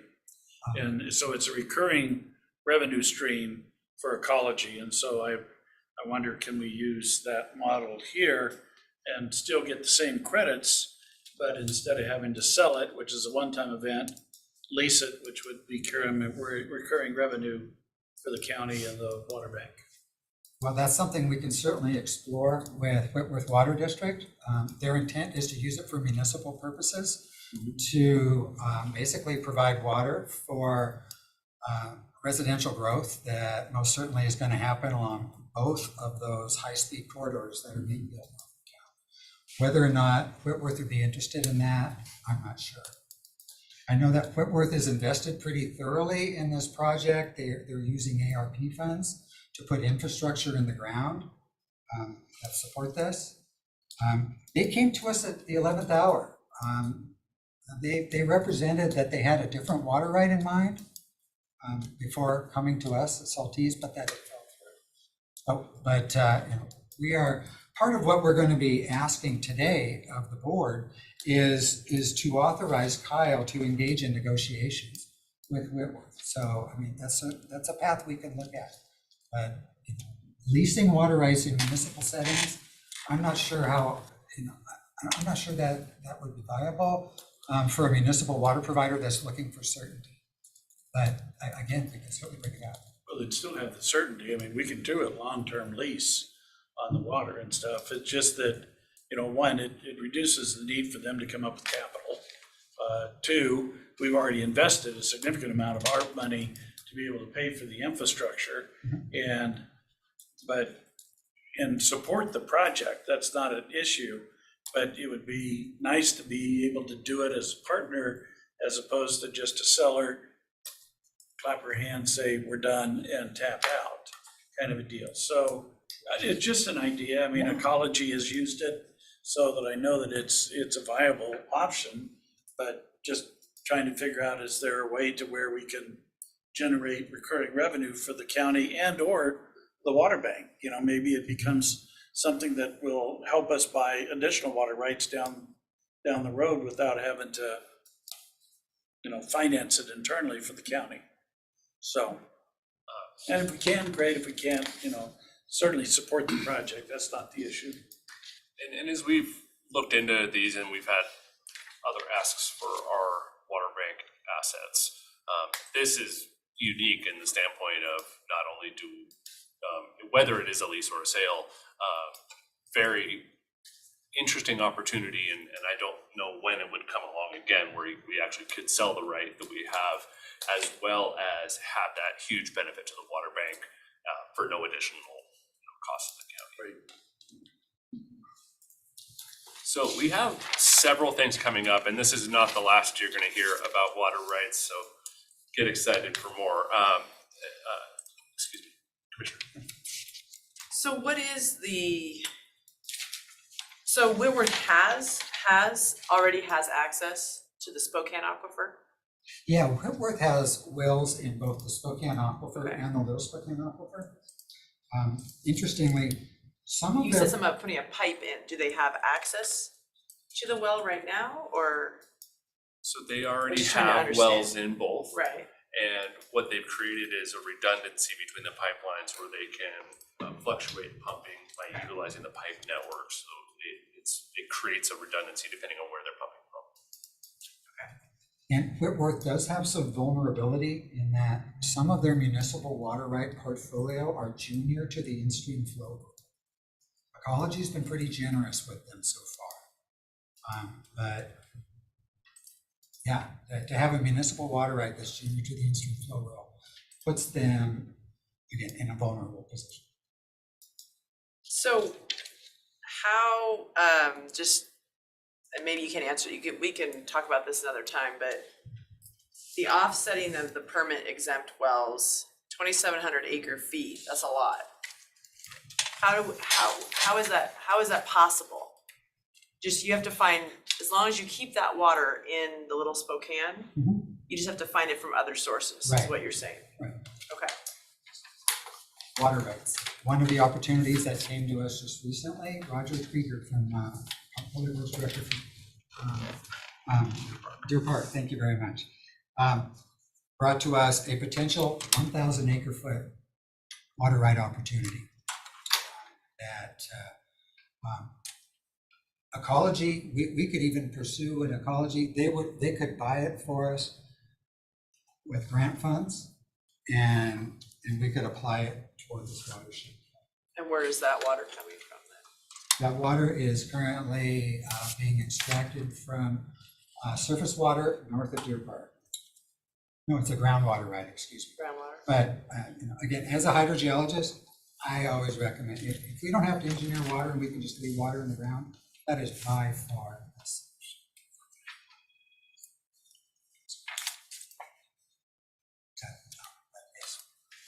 There are fancier ways to create an offset that are very challenging. Well, that's the but thing, at a certain point, is it cost effective?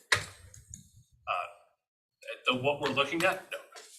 Water rights are the most cost effective. Water rights are But this particular deal seems like worth pursuing, but I just, at a certain point, if you're gonna try and pump water from a million places to a certain area, maybe that area really, maybe there's other areas for development.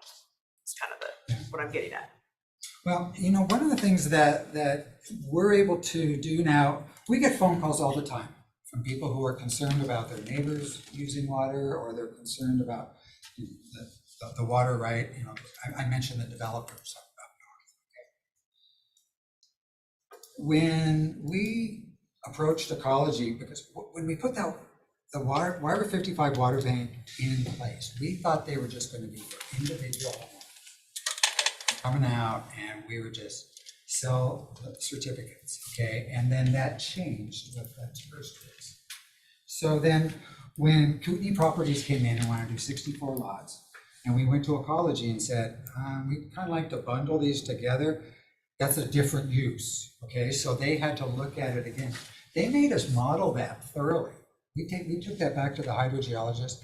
We looked at the worst case scenario. We put 64 wells in, we pumped them, we looked in the model, and identified what would the impacts be, and Ecology looks at that. So we're actually doing far more inquiry now into the hydrogeologic impacts of our development practices than we did in the past. I'm not saying that that's a solution to what you're bringing up, Commissioner, but there's a higher level of inquiry that goes into those sorts of things. went into effect. So can you walk us through the action items then, Yes. and why they're needed? Okay, so the first one is the most simple and straightforward. According to our documents with ecology, they reflect that we keep our rights in trust agreements. They need to be revisited every 5 years. 5 years. They currently say that it's the Environmental Services Director, which that's a position that doesn't exist. That was merged with the Public Works Director in the position that I now serve in. So we need to modify that. We need a resolution to modify that language to the Public Works Director from the Environmental Services Director. We would also like your approval to work with Scott on a letter of intent or responding to the letter of intent. Sorry, this is the third bullet with Whitworth Water District, which would come back for approval of the specific terms, but we would at least engage in negotiations and sign a LOI, which is something that ecology is looking for Whitworth to have in hand to keep them within the good graces of their grant, correct? Right, and yeah, basically they would be, by getting that LOI, Whitworth would be receiving some grant funds to assist, and as part of that, we would receive those acre feet toward our watershed plan. And we may be able to negotiate more, because Whitworth was saying that they can demonstrate that they would save even more than 400 acres by getting out of the Little Spokane. So we would push for that to, I mean, we'll go after that 2,700 acre feet as aggressively. So this letter of intent would commit us to negotiating a deal in terms that the board is comfortable with, but that they would in essence have a willing seller is the important component of this for ecology. Whether that's a lease or a sale, whether it's $2,000 an acre feet or $3,000 an acre foot or any other terms and conditions that get placed on that, they need to know that we are willing to sell them that water right.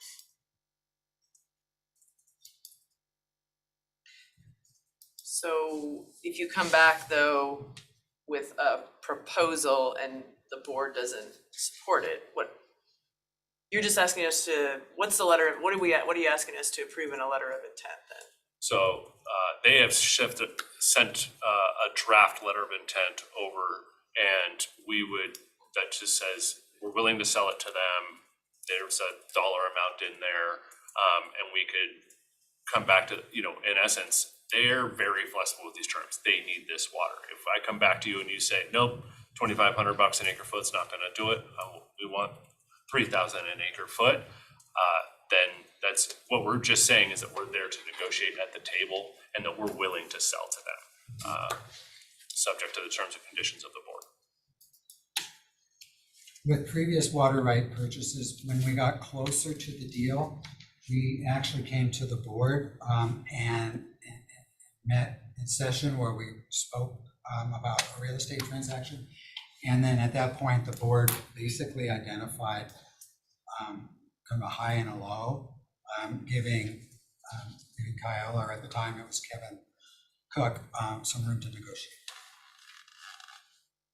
So is it need a revocable letter of intent, or does the board have, I think what Amber's getting to is, I'm just does the kind of wondering, board have some yeah. flexibility if the deal is not acceptable to the board? I think by knowing that we have general terms on the table, we're gonna explore the lease component that you put out there with Whitworth Water District. I think we would try to write some general terms into that letter of intent. Scott, please help me if I'm not accurate here, but we can say, subject to a price that the board agrees to.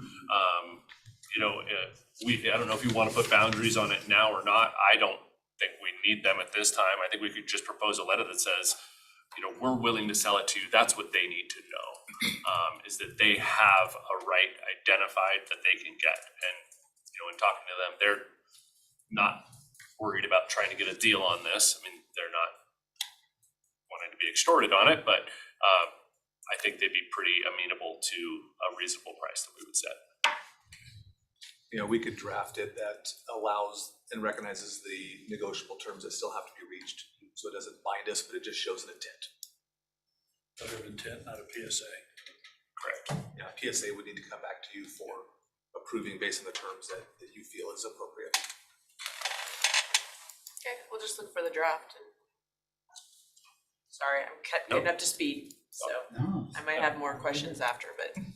No, because I think I'm more in favor too of what we did in the past, where it's, you start to negotiate, but it still has to come back to us and we still talk about a range. We don't have a set amount that, you're putting out there. I mean, I think that's a decision for the board to make as to where we feel comfortable in allowing this. Now, one question I had, so in that bullet number 2, approval to include water rights in negotiation with impacted property owners adjacent to Salty's wetlands. That's where I want to get to next. Sorry, I jumped over that because we got to Whitworth first. So this is something I want to talk to you about. As many of you know, we have impacted 6 property owners. But, and before we go there, I mean, we can finish. That is everyone comfortable that it's a letter of intent that we are willing to sell those water rights, but it still has to be negotiated. And that negotiated price will still be determined by the Board of County Commissioners. Okay. Just bring forth the draft. I'll be able to give more comment. Okay. So the second bullet item here, yes. Do you think this next one is executive session due to pending and potential litigation? I think because we know about this, I think this is just I don't think we're there yet. Okay. And I did discuss this with Matt, because we don't have any specific negotiations on the table yet.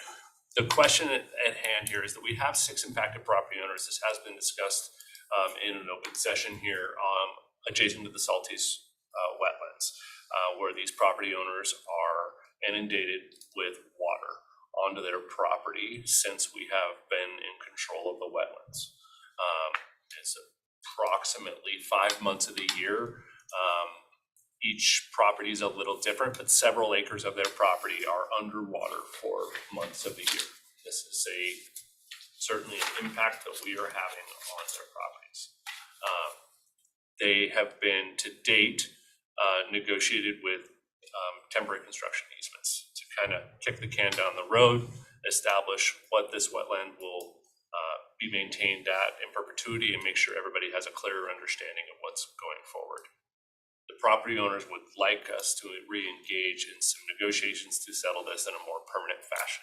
So the only question I have for the board today is that at least 1, if not 2, of the property owners have expressed an interest that in lieu of cash in whatever settlement agreement, that water rights could be used in substitution at a commensurate rate.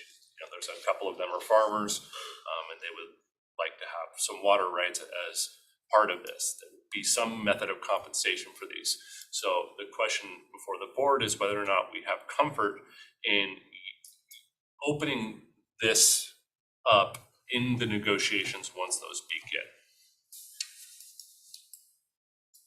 And the reason this is there is obviously our water right was acquired with the purchase of this property.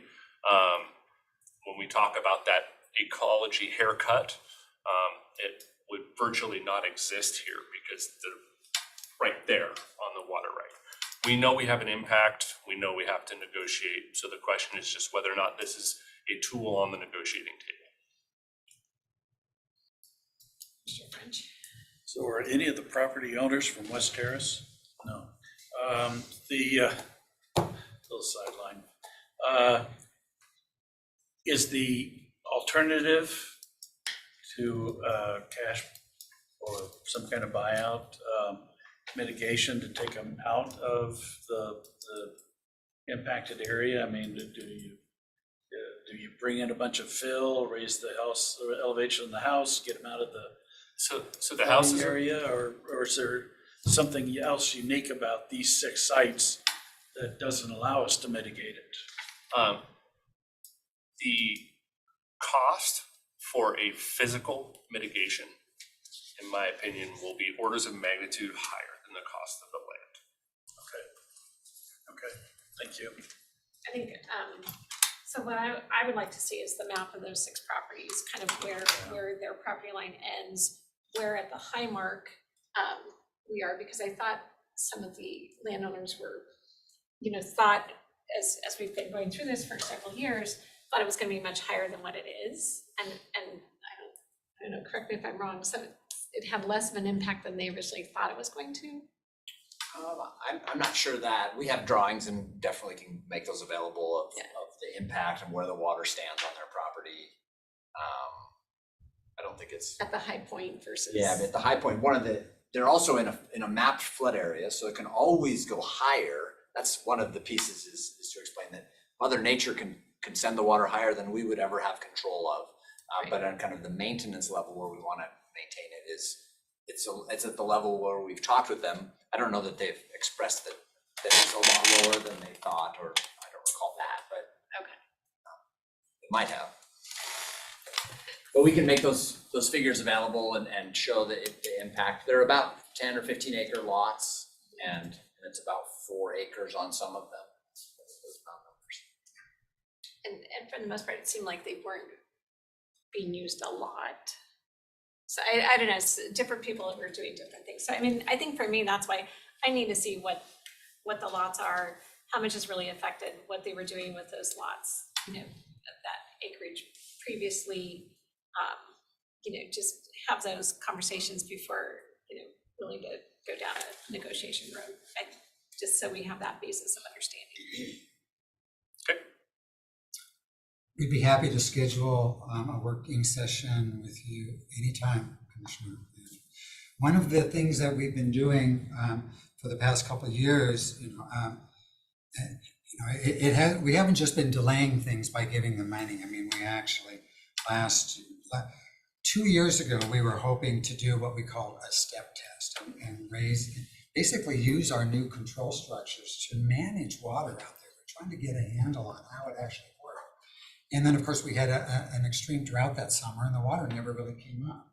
So we went back to the landowners and said, can we do a rain check? And they were like, yeah. So we did it again. And then last summer, they all let us out on their properties and we went out there at different levels. We were actually able to do some steps and get out there and identify, show them on the property where the water would come up at certain levels.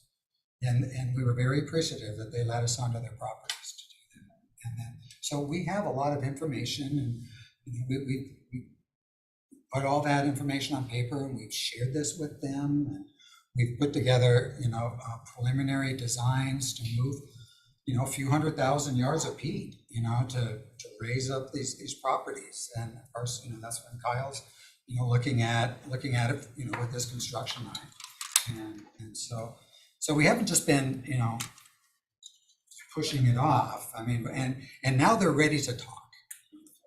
Yeah, no, I understand that you've been in negotiations or in talking with the landowners, just like they. But expectation management has been part of our challenge for sure. So, yeah. So, and I don't know if when you come back, if it is an executive session topic, because it would be then based on all of that would be part of the negotiations that we would be entering into for real estate purposes. Yep. So. Just high level, I wanted to put it on the table that has been expressed to us already, that that would be something that was desired in exchange. So before we sit down formally with them, we would like to get some boundaries. We'll talk more specifically about what our limits are, but that also, since we were talking about water bank, wanted you all to know that is something that has been asked of us when we do sit down and negotiate, that it's on the table. I look forward to having you come back and talk to us about that. Yeah, I think you should look, pursue all the options from the staff perspective, and then come back and, as we get further down the road, we can look at what makes the most fiscal sense for the county, right? There's probably a lot of different, you could mitigate, you could purchase, you get the land, the water right, I mean, there's lots of different things. Yeah, and that's why I think it's important for, especially for you new commissioners, to see what we're really talking about out there and what the impact is and how it looks. And I think you've got drone images of the properties. That'd be great. You know, and all of that. So I think before we, Yeah, I wouldn't start. I want to make sure we have that discussion first, just to get everyone up to speed. And I have to say, I haven't heard a lot from those constituents here in a while, so that's always a good thing. We have. Okay. And of course, we're always up for a field trip. If you want to go out and see it, and you can learn a lot by just checking it out. And this will come soon. We're basically, our past agreements are expired, and they are wanting to talk as soon as possible. So we'll be back to you shortly. We do have just a few more items that we'd like to just, they're not on here, but Amy's got a couple things, and as I mentioned earlier, that are coming up right now and will be, and they'll be coming across your desk, in the upcoming weeks, related to water rights, but we didn't talk about that today. So, Amy, can you get a couple of the items? Yep. So part of what we'll be getting here shortly is we are getting grant funding through the Streamflow Restoration Grant from the Department of Ecology to purchase a water right called the Lee Water Right to count against our Little Spokane debt that we have for our plan. And then another one is that we did have a development purchase a large number of mitigation certificates that will require a general permit with ecology that we'll need to submit to them. As part of that general permit, when we do that inquiry that I mentioned earlier about doing the hydrogeo. That Lee Water Right was one that was identified as part of the watershed plan, but there were problems in obtaining signatures from adjacent landowners to get them to sign off on it. And so we asked Ecology for additional help and, to help us identify the landowners who actually don't have skin in the game, and they were too busy. So we're working on it on our own, and going out there and talking to folks. But again, we're going after these water rights. And so anyway, this was a water right that we were going after. When it started looking murky, Ecology backed out. But we're going back in because we're seeing some light. So as long as I'm around here, I'm going to keep pushing for water. I see stuff you'll be hearing from. How many acre feet is that Lee one? Approximately 110. Oh, okay, so it's good size. And ecology is paying for the whole thing. Even better. Yeah. This one from Deer Park has me really excited. If we could potentially get a 1,000-acre water right, have Ecology pay for a portion of it, and we put it against our debt. We could buy some of that water and do some trading with Deer Park with some existing water rights that they have, because they have an area of urban reserve in their community that they would like to convert into urban, but they don't have sufficient water rights. And this water right to the north that I'm speaking of is attached to the Family and Farm Act. So we could use it for what we want to use it for, but it can't be used for municipal purposes. But what we have in our WIRA 55 water bank, that asset I referred to, could be used for municipal. So we could potentially do an exchange with Deer Park, help them out. We can get water into our water bank and get some environmental benefit from the watershed. This could go a lot of different ways, and it's 1,000 acre feet. So we'll be back to you on this. It's a very, very promising opportunity. Thank you. Any other questions? Okay, thank you all very much. Thank you. Okay,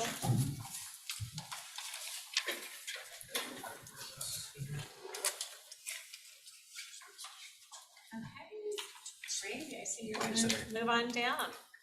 We are. I've got Jason Metcalf with me. Jason does our sales tax reporting, and so we wanted to go through that with you today.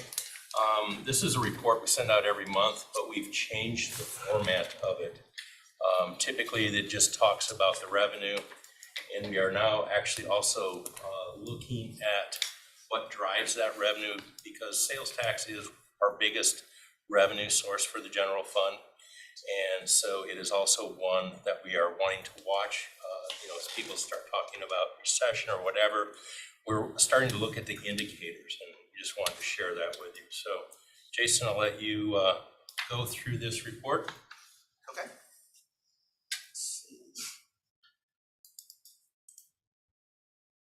So on the first slide, we just have January 2023's sales tax receipts, and which are based on November 2022 sales tax activity. So there's a two-month lag from the DOR from when people make the sales to when it's reported to us.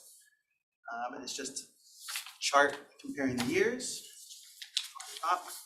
This bottom chart's a little bit redundant right now because this is going to be a year-to-date chart, just showing you where we are year-to-date. Here, where we are compared to what we have budgeted.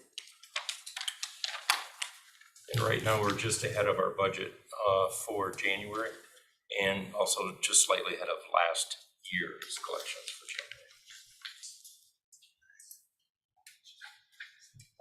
January. The next slide, this one we did kind of public facing, so that if anybody wanted to see it, they can click on any of these links here, and it'll take them to the relevant RCW. So if anybody wanted to find out more about the criminal justice sales tax, it links to the RCW.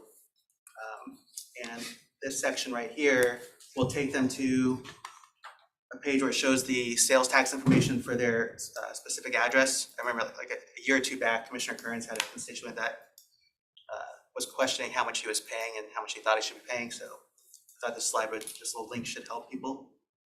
It shows the. And this will be emailed to each of you after this meeting, so you will have the interactive one on your computer, so. Yes, yeah, sorry.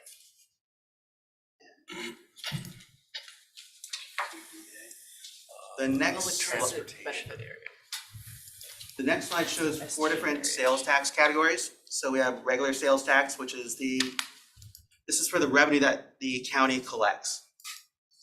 And the sales tax, it's either 1% or 0.15%, depending upon where the person made the purchase. Revenue for there. Criminal justice, and the county gets, I believe, 10% off of the top on this. This is the 1/10 of 1%. The county gets 10% off the top. The other 90% is split between the county and the cities based upon population. That one's not in our package. That's not in your packet, so when you get this slide, at the top, you can click and pick the different revenue sources that they come from. Yeah, sorry about that. I'm a little limited by the slides. So, next one, juvenile jail. Again, it's another 1/10 of 1%. So the county gets all 100% of that. And public safety, another 1/10 of 1%. The county gets 60%, and then the cities get 40% of that. And one thing about the public safety, the sales tax base is different. So when you look at the other 1/10, you'll say, well, how come this doesn't equal 60% of those other 1/10?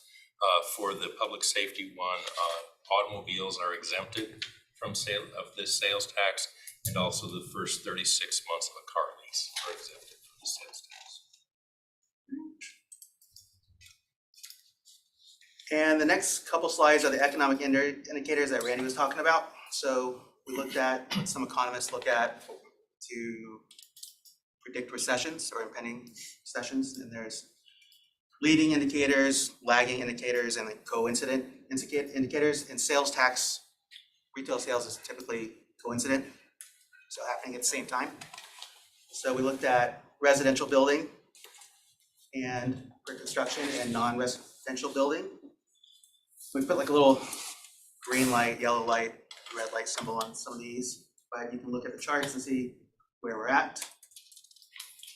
And the information on these screens, you'll see this is, the last one is November of last year. So this is based upon reporting, because that's how you think of construction. When does construction happen?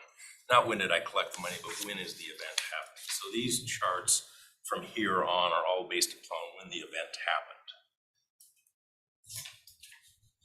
So you can see non-residential building was going down in November. It typically does not drop like that. It typically is fairly level going through the third and fourth quarter, but residential is still climbing. Commercial's more sensitive to interest rates. Next slide, similar thing, we looked at the relationship between new vehicle sales and used vehicle sales. So a lot of economists, as people are more confident, they're purchasing new vehicles. As they have less confidence in the economy, they're typically purchasing used vehicles instead. So just a slide just showing the relationship between the two.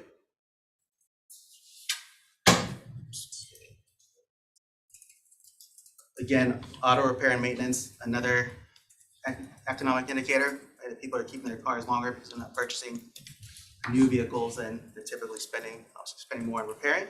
So when the new car sales, the July jump, that's when I got my truck. So you paid. Well, thank you. Big price. This next one we put in there because it's pretty discretionary. So retail trade, other motor vehicle dealers like RVs, motorcycles, quads, things like that.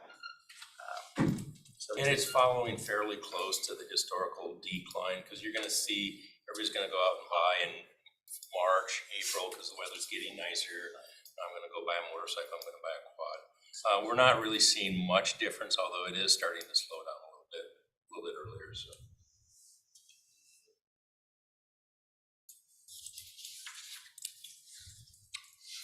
Next one, this is one that economists were highlighting a lot. The relationship between full service restaurants and limited service restaurants. So like full service, like someone's going to Churchill's, limited service, like someone's going to Chipotle. So people are still gonna go out to eat, but just depends on where they wanna go. So what they're saying is as recession comes in, people still go out, but they shift their habits so they can go out more often by going to a more of a fast food place versus sit down meals.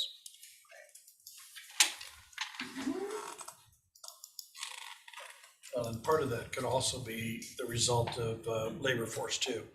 A lot of dining rooms have been closed, they're open only limited hours. True. Next one's also pretty discretionary, hopefully for most people. The food service for drinking places and retail trade, beer, wine, and liquor. Showing their spending, obviously, when everything was shut down. As you can see, December is a big spike on the last chart Drinking. there. Seems to be recession. Holiday. But every year. The big spike on wine and liquor, that's the election. And then the final slide, these are top 3 economic indicators, or economic sectors rather. So accommodation and food service, and these 3 sectors make up roughly 71% of all the retail sales revenue. So accommodation and food service is about 6%, construction roughly 20%, and retail trade is about 45%. So that's why we wanted to keep an eye and kind of monitor how these are trending. So And with retail trade being the largest sector for us, that's why we really want to watch that one. See how December, I mean, we won't know December until the 1st of March, but that's going to be an interesting one to watch. I think that's the deal, that along with the construction of what you need to really do. And That's the presentation. Yeah, that is it. Any questions? Thanks, great job. Nice to see it like this. Cautionary, it's yellow, we kind of green, hey, this looks really good. Yellow, hey, we're kind of watching it just because, like retail trade, it's kind of leveling out. It's not really doing any growth. It's almost starting to cross the other way. We want to kind of be watching that. Red means, if we see a red, it's like, yeah, this is definitely telling us we've got recession coming, or an indicator like that. Well, we should see, if not in the first quarter, the second quarter, some of the retailers start to close. I mean, Bed Bath & Beyond has already announced that they're closing stores. And Eddie's is gonna be closing some stores and a couple others, so. But, and a lot of that is what has helped the county from a sales tax standpoint, because of the online retailers like Amazon and that, sales tax based upon where the goods are shipped to or picked up from. And with the big box stores closing, everybody's having it delivered to their house. That has actually been a positive to the county, to the detriment of the cities. So, couple of reasons, Randy mentioned having this in front of the commissioners. One, of course, this is the biggest revenue source of the general fund. To our jump off this year, we were budgeting fairly close to what our Where we jump ended off up. was. So our wiggle room there and our potential for upside is probably more limited this year. And three, with the talk of recession, just having this in front of you all on a monthly basis, so we can keep our eyes on it, look at those key economic indicators so that we are seeing where we're trending on a month over month. It's our first month, so of course it's early in the year, but having that laser-like focus on sales tax, so we know if we might need to adjust early in the year versus being 6 months down the road. So Jason did a great job putting this together. I think it's really critical information for you all to have. Thanks, Jason. Thank you all. Thank you. All right. Anything else? I think Jeff has a miscellaneous. Okay. Not aware of any exec session items. Just two quick miscellaneous items.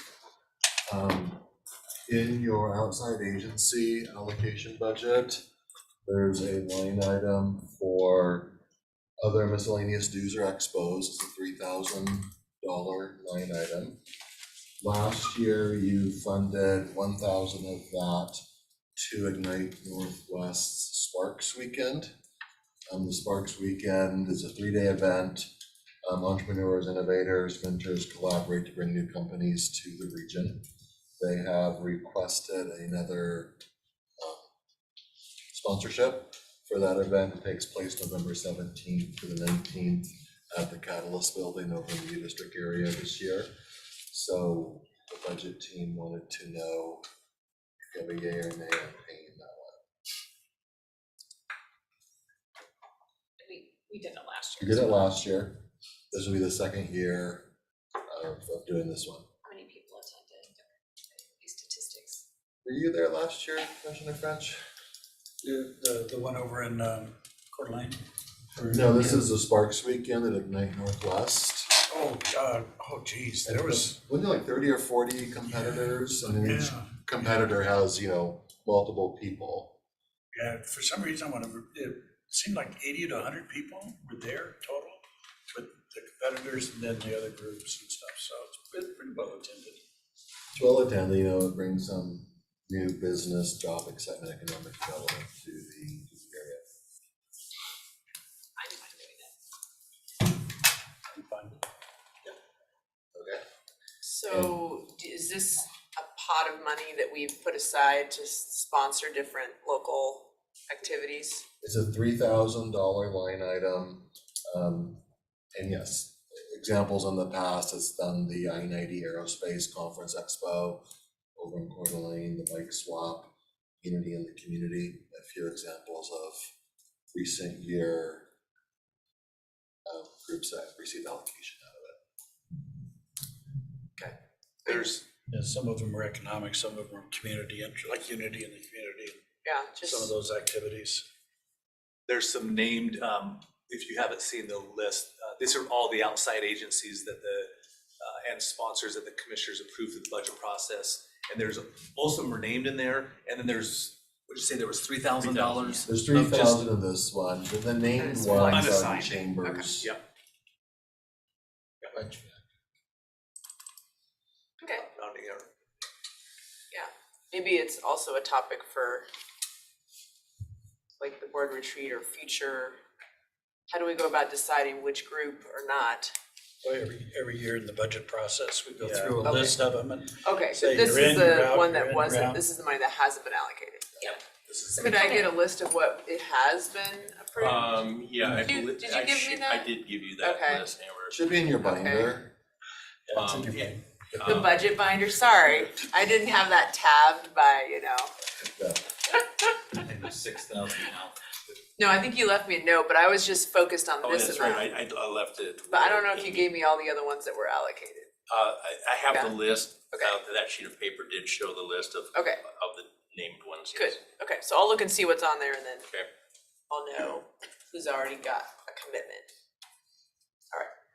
And then the other quick item, out on the front desk, 3 of you have signed for Sarah Campbell to be the youth member of the Fair Board. She is one of the co-chairs of the Junior Advisory Board. Generally, it's one of the co-chairs from the Junior Advisory Board at the fairgrounds that is the liaison to the main Fair Board. It would be through September 30th. That's the term of the Junior Fair Board term. So we aligned those together. And with 3 signatures, just wanted to see if you guys are ready for that to be moved forward next week on consent. And I'd also line it up with the rest of the Fair Board, with the reorg from 3 to 5. The people, you'll see the actual reconstitution will be on the agenda tomorrow, but then the people will follow the following week. Okay, that's all for me. There was good advertising, because my daughter, she was in the car with me, reading her student bulletin from Gonzaga Prep. She goes, "Oh, Mom, they're looking for students to be on the Fair Board." I was like, I know a little bit about that. So, yeah, good job to getting the word out to from the Fair Board, or the Expo and Fair staff. I have one miscellaneous. Could I? So I hadn't heard anything from Gavin and Rick about a potential statement, between the county, the city, and the valley about the homeless structure. So I gave him a call today to say, hey, you came by last week, what's new? And he said that they've drafted something, that they're in draft form. Because you remember the press event, I guess, was kind of chucked, but putting out like a statement of, yes, we're committed to working for 90 days. So I suggested, Jared, I suggested he send it to you, because then it could Jared could have us all look at it to see, or I don't know how you want to do it, but I thought if he sent an email to all 5 of us, then we can't all be commenting over, email. Yeah. So I didn't, anyway, it sounds like they have something, and I said, well, if you want us to review it before it goes out, you better get it to us very soon, because we have meetings today and tomorrow.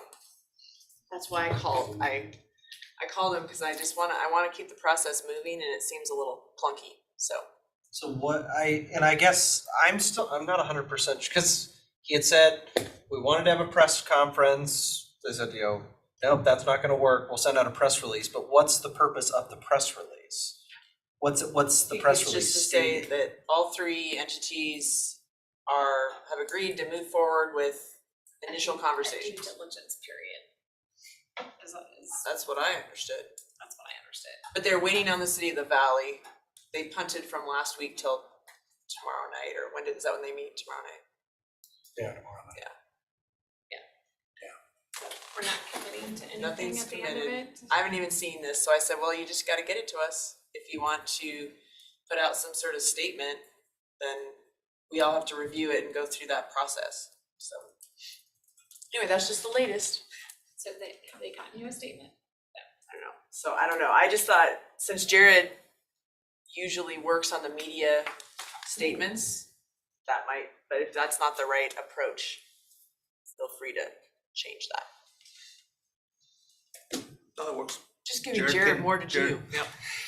Jared can send it out, and then you all can individually comment back to him. Okay. It worked, Jared. He He is gonna do that, or was he supposed to? Because I haven't got anything. No, I suggested he get it to you by the end of today, so that you could then work with us on it potentially, because I just know as the week goes on, it's harder to get feedback from all the commissioners. And if we needed to do anything in a public session, that's tomorrow. Right. Yeah. Okay, so that's just a little update. Thanks for following that. I'm just, I haven't heard anything. no. Okay. Anything else? Okay. So then we'll have our working session tomorrow morning. And under miscellaneous at the working session, we will discuss the appointments.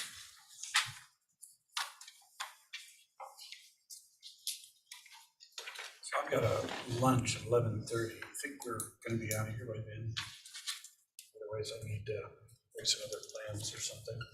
Looks like right now, we're scheduled to go to 10:45. I think we've left, trying to plan for enough room, knowing some of the conversations go longer, some of them go a little bit shorter, so 7:00. Okay. Yes, you need to leave at 11:30, but 11:30. Yeah.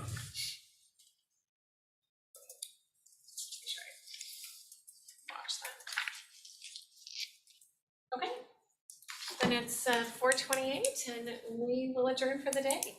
Thank you all very much.